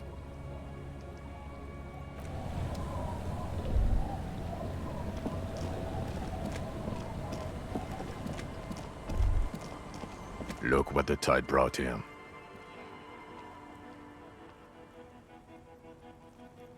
Harry, you're bleeding all over the place. You're half dead. Whatever this is, it is completely unimportant compared to what you've just seen. This is the man with sunglasses from the Whirling in Rags. But where are his sunglasses?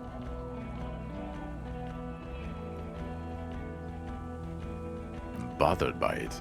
Harry, you look like you need a fucking organ transplant. Oh, fuck it. Let's not get into that. That's right.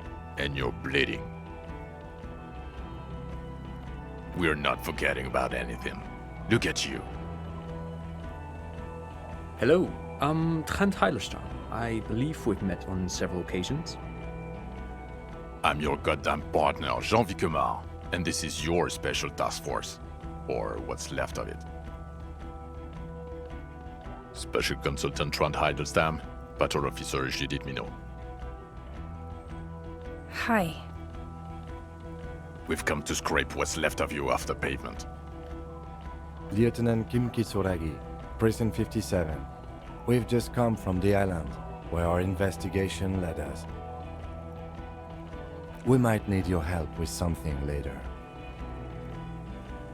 As if he recalled that he's in fact a decorated police lieutenant and not a naughty boy. But this is clearly a departmental matter, so I'm going to leave you to discuss it among yourselves.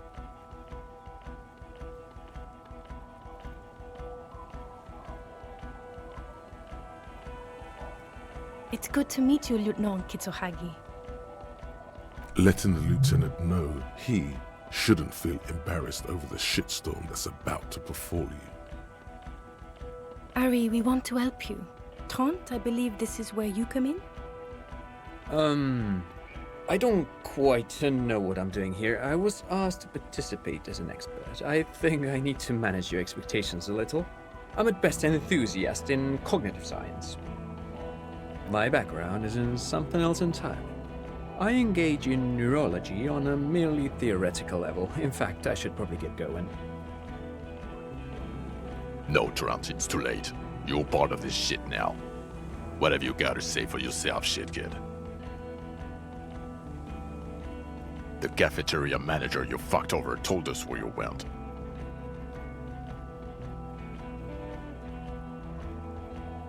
Strange. He didn't mention that. In fact, the establishment didn't look saved at all. There was a giant aerograffito in front of the building. It was on fire. I knew it. Didn't I tell you, Trant? I told you it was our shit, kid. The line is from Lou Giatun's Mirova 82, isn't it? About girl-child communism, the titular returning character to ghost the apparition of... Good choice, Harry. Don't encourage him, Trant. Okay. Guilty as charged.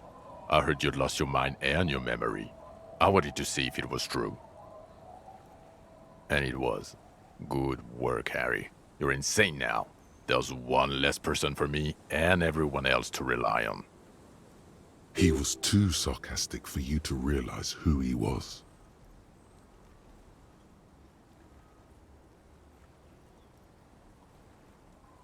Did you? Or did you literally not recognize my face? We've been partners for how long, Harry? Don't answer that. You don't remember.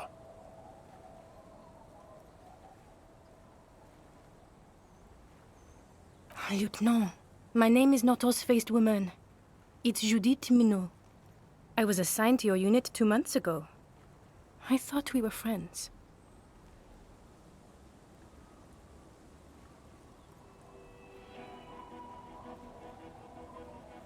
Okay. Because you're my commanding officer, I really want to respect you. I want us to have a normal relationship. That will never happen, Jude. He's the rudest man on earth. He's the reason why the rest of us have to take sensitivity training. And I hate sensitivity training. Yes, I'm Trant Heilerstein. I never said I wasn't Trant Heilerstein. Mikhail? Mikhail's my son. No problem. What indeed? I was asked to share my take on some of the more obscure theories developed in Königstein in the 30s, like partial psychotraumatic amnesia, group personality theory. He's here to see if you're insane. He's smart. Let's move on. Yeah, Major Crimes Unit, under Lieutenant Dubois and Vicomar. Ring any bells?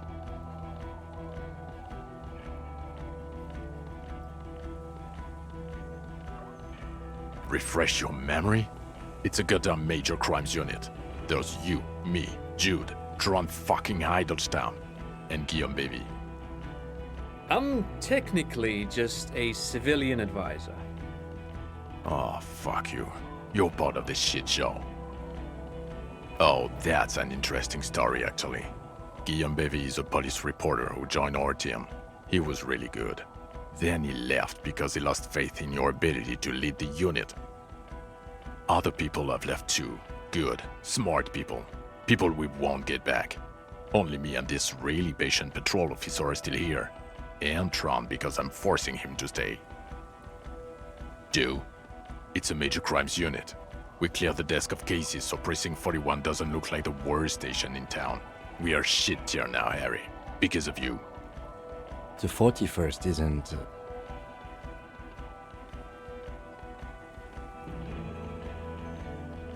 Duped? Hey, here's a brilliant idea. Don't be a morbid drunk and you won't be duped so easily.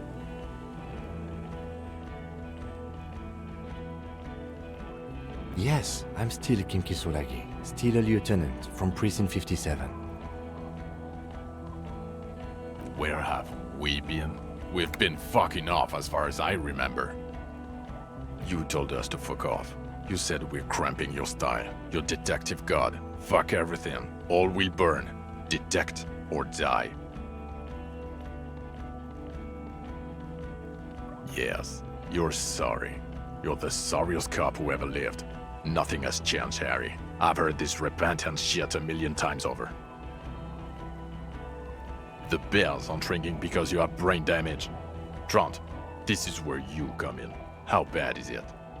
Well, he doesn't have visible tremors, he talks without slurring, he can drive a boat, he's standing, reasoning. All good signs, but complete retrograde amnesia, episodic and semantic.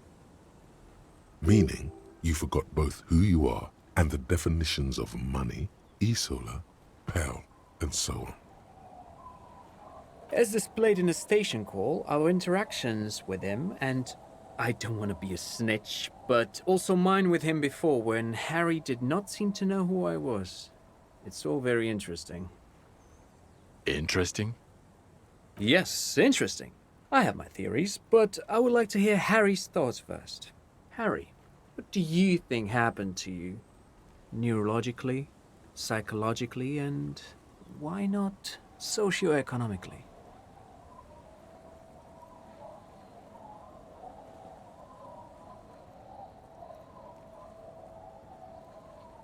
Psychotraumatic amnesia, Trant? I can go for that. Shit kid is a broken man. Always has been. Who isn't? I know I am. But you know what? I keep my shit together. Also, I know a person can't wipe their own mind, however traumatic it gets. That doesn't happen. You're lying, or insane, or both. But Detective Wigmer, he has blanked out before. Yes, a couple of times. After some of the more serious benders. One was after the two drunks case, the other when we looked into that mural. The two cases in your ledger, the unsolvable case and the Next World mural, those were recent.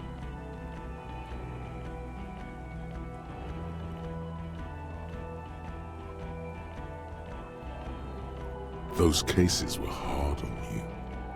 Interesting. So at first he dipped his toes into it, prepared. That's where he would have gotten the idea, yes. Practice. And then he used alcohol to get there, so to speak. What do you mean? Well, here's my theory. What if this is an absolutely normal reaction to the world we're living in? What if this is not a significant anomaly at all? Something to be explained, approached as a defect? Look at the sensory input here.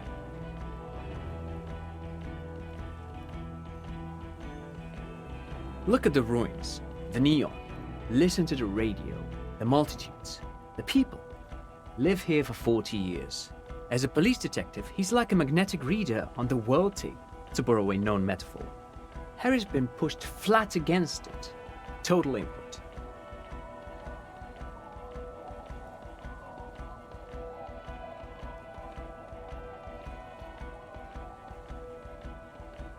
Hardwired to the free market. He just needed for it to end. Okay, Trent, thank you. That's absolutely meaningless. I'm glad we brought you. Will he or will he not be able to work in the major crimes unit? Is he a cretin now? I want to know that. He's not a cretin, and he is able to do work. If not in his previous leadership role, then as a line detective. For now, I misphrased my question. It should have been, is he able to put his clothes on and use the body? Or do we need to get him on a disability pension? They can keep that pension. You're rock solid. You can put your clothes on hard. Now nothing. Now we're just going to stand here. No, now we discuss that. What the fuck did you do to a motor carriage? Why is it there, Harry?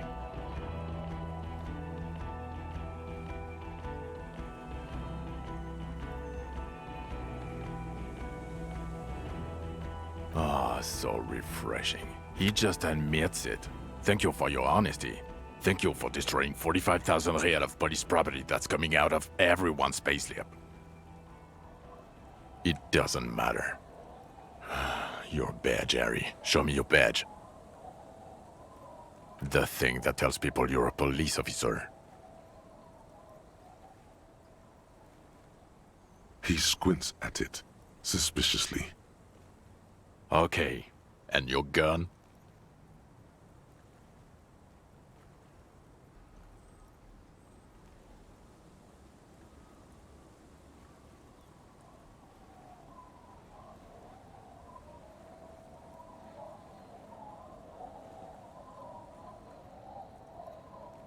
Upgraded it. I don't care about your weapon mania, Harry. I only care about your official sidearm, which you lost. I don't care. Where is the gun the RCM gave you to kill people with? Where is that one? Ah, he has it. I thought it was in the ocean. You're drunk like a bum, Harry. Put that thing away before you kill someone.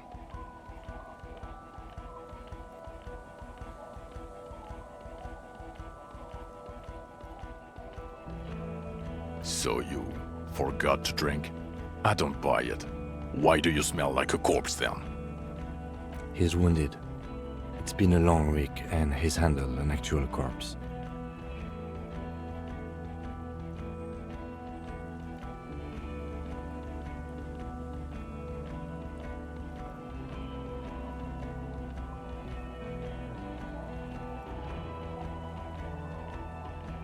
A bit of a wig? You're drunk, and you let a suspect escape, a certain Clazier, because you were too drunk to assess a flight risk. We've read the report, Sari. Lieutenant Kitsuhagi's. We know.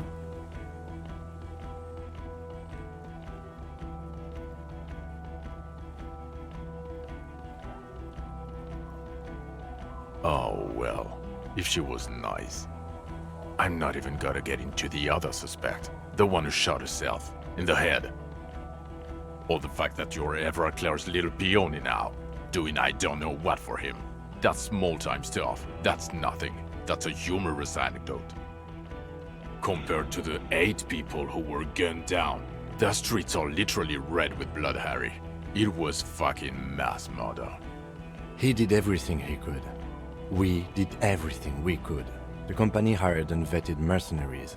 Lieutenant Dubois got between them and the locals. He did so at considerable risk to his person. Remember, he was shot. We stopped an execution, not a negotiation. The loss of life was minimal compared to what it could have been.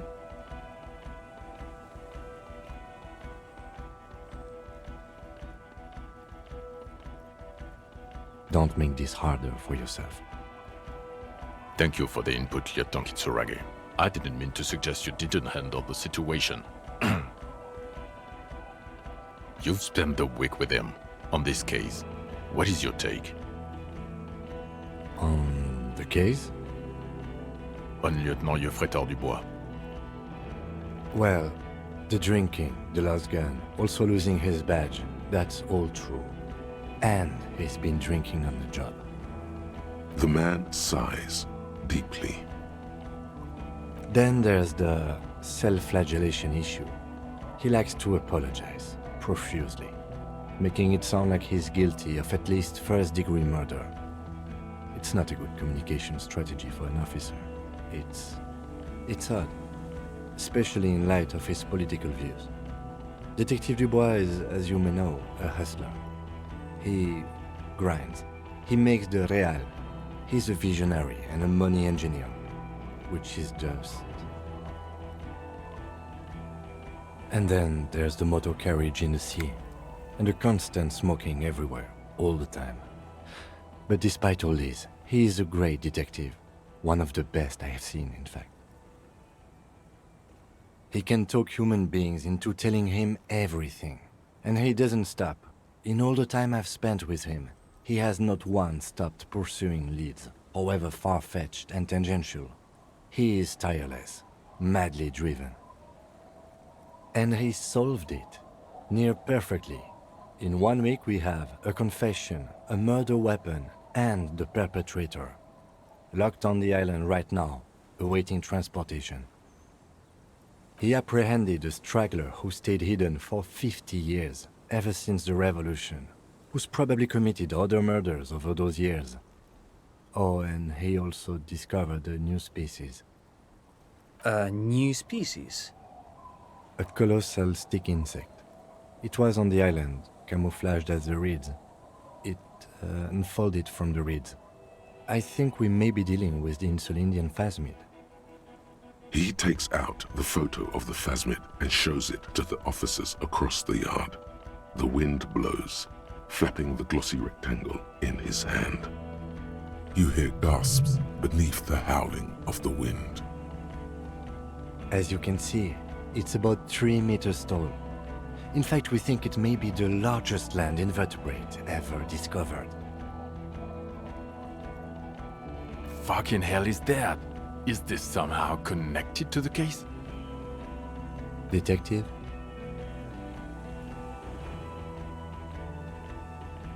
The old man was not aware of the phasmid's presence. Exhibiting a strange, atypical dementia, he fell into a stupor after its appearance. He became near catatonic. So it is connected. I must say, this is absolutely extraordinary. I don't even have words for it.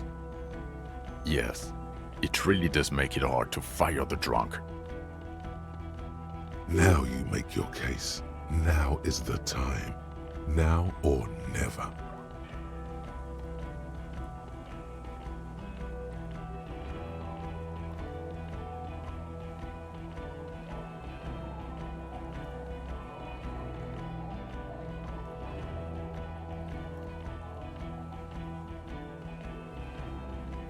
Female? What makes you think so? You had to see it. It had the subdued colors of a female. And the nesting behavior too, I think. Incredible. Were there eggs in the nest? Not as far as I could see. There were other things there, though.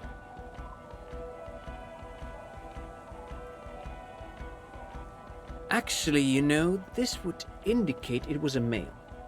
This is far from anything in my field, but I think such nests are called bowers. Therefore, of course, as I said, I'm only guessing. I didn't see it. It must be robust if it can move a whole helmet with its limbs.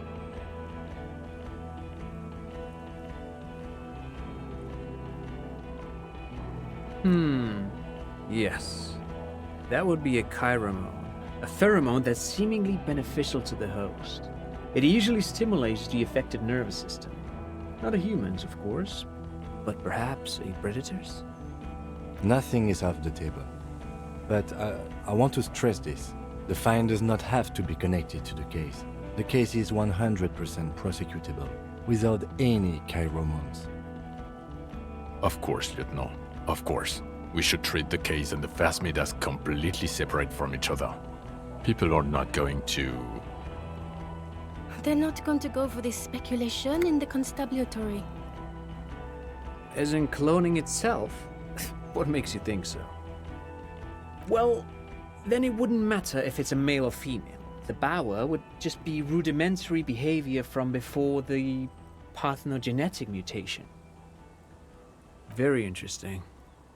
Such organisms are extremely vulnerable to disease. A single strain of bacteria could wipe out the whole species. We're probably looking at conservation efforts here. In his mind, he's already planning a nature reserve and knows a good guy for that. Like the cephalopods? Phasmids, I think, only have nerves in their heads and abdomens, though. There is a correlation between invertebrate size and intelligence. Was it... No, I wouldn't say it was...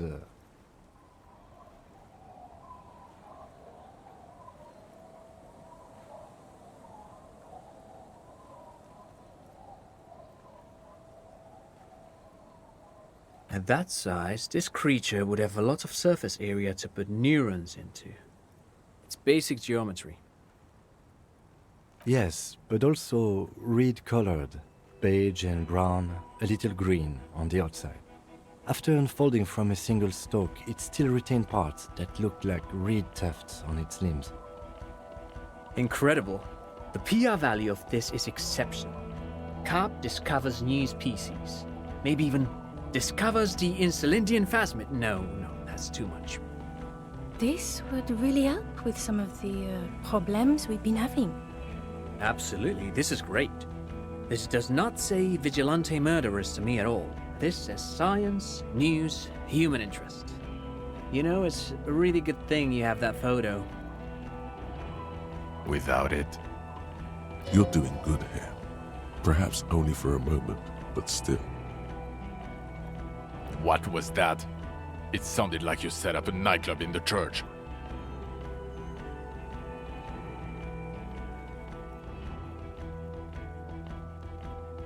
Four kids were living in a tent on the ice. They were going to drown when it melted. It's not optimal, but the building was abandoned, so he put them in there. It's okay. It's not that okay. Get off this subject now. Lilianovich. A revolutionary matronym. The custom started in Grad, where they have patronyms. Krasovich, Lasovich, etc. The revolutionaries saw this as a chauvinist atavism, so they used matronyms, derived from the mother's name instead. This man's mother was Lilian. His Lilian's son, Lilianovich. The custom was overturned after the revolution failed, but not before it made it to Revachol. So, it is what a soldier of the ICM would be called. Thank you, Trant. Thank you for that piece of cultural theory. You said you have a motive? Of course, excuse me, I just thought it was noteworthy.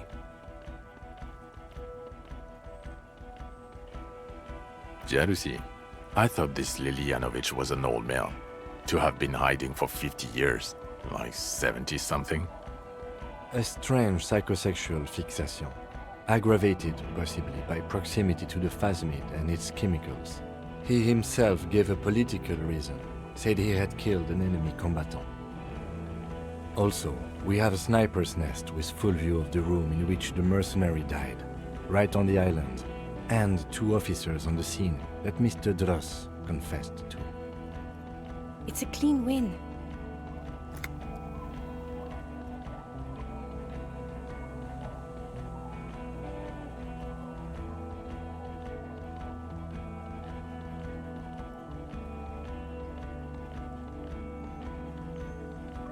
Get over yourself. You're not a perfectionist. You're a cop and you did a good job, with a lot of help from Lieutenant Kitsuragi. And none of this can hide the smell of booze on the wind. God damn it. It is bad. Even you can smell it. This is a conversation for when we are no longer out in the open, in Martinez, where Evrard and Edgar Clare have ears everywhere. And eyes, too. Your return from the island must not have gone unnoticed. Understood, of course. I would prefer not to partake in anything union-related, for political neutrality. Yes. Fallen through a gap in a boardwalk. Drunk. The body was transported to Precinct 41, our morgue. I had Tilbrook and Mullins take care of funeral arrangements and family stuff. You're not the only cop in the world, Harry. This all comes back to us. Still, good work with the missing person, Detective. I don't know what a doomed commercial area is. Why? That's not what you were supposed to do here. There was a possible witness in there, and it was close to the crime scene. He was just chasing a lead and ended up advising a local shopkeeper. It was okay. Of course. Call it community outreach, right? Dodged the bullet there. For a moment, it seemed like you were just wasting time. I don't want to, but you discovered a new species and solved the murder. So I have to, Jude. Honestly, anything that ends this trial is okay with me. Agreed. The public relations potential of this is too valuable to let go. Okay. We have vehicles in the square, and the perpetrator needs to be taken into custody. Let's go. The man looks westward, impatiently. Jingling his car keys in his pocket. Who are you? You're a gym teacher, Harry. Well, obviously you're not a gym teacher anymore, but... Before you were a cop, you were a gym teacher in Coron. It's getting really cold outside. Should we maybe... Harry, it explains everything. The running around, the jumping, the shot put, your inexplicable facial hair. Your moves on the church floor, which honestly were just jump aerobics.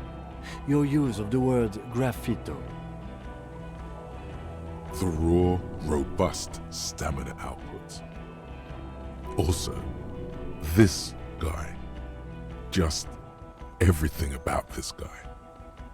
God, even this javelin throwing freak here. In your 20s or late 20s, you've really let yourself go since then. Yes, you taught gym in Coron. I believe that's the term. Taught gym at a high school. You were a high school gym teacher. The smell of sweat and glue. The worn floorboards. High school. Harry, your goings-on with Kuno, Andre, Acel, the whole thing on the ice. That's why you are so juvie.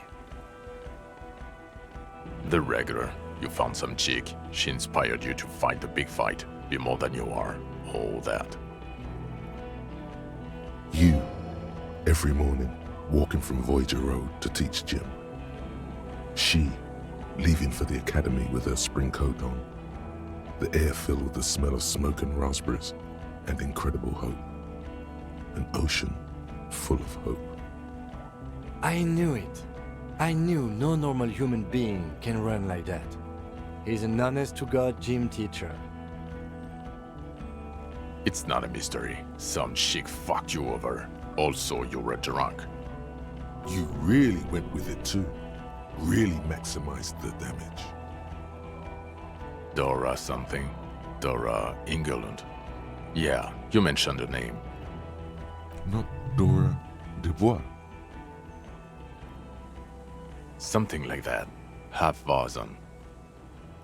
No one is married anymore. This is Revachol. God, I don't know. 6 years ago, she was way before my time. Yeah, or 7. You're not doing too good there. It's an old man thing. 2 old years equals 1 normal year. That and Dora Engelund really tore you a new one. A big one. Incredibly bangable.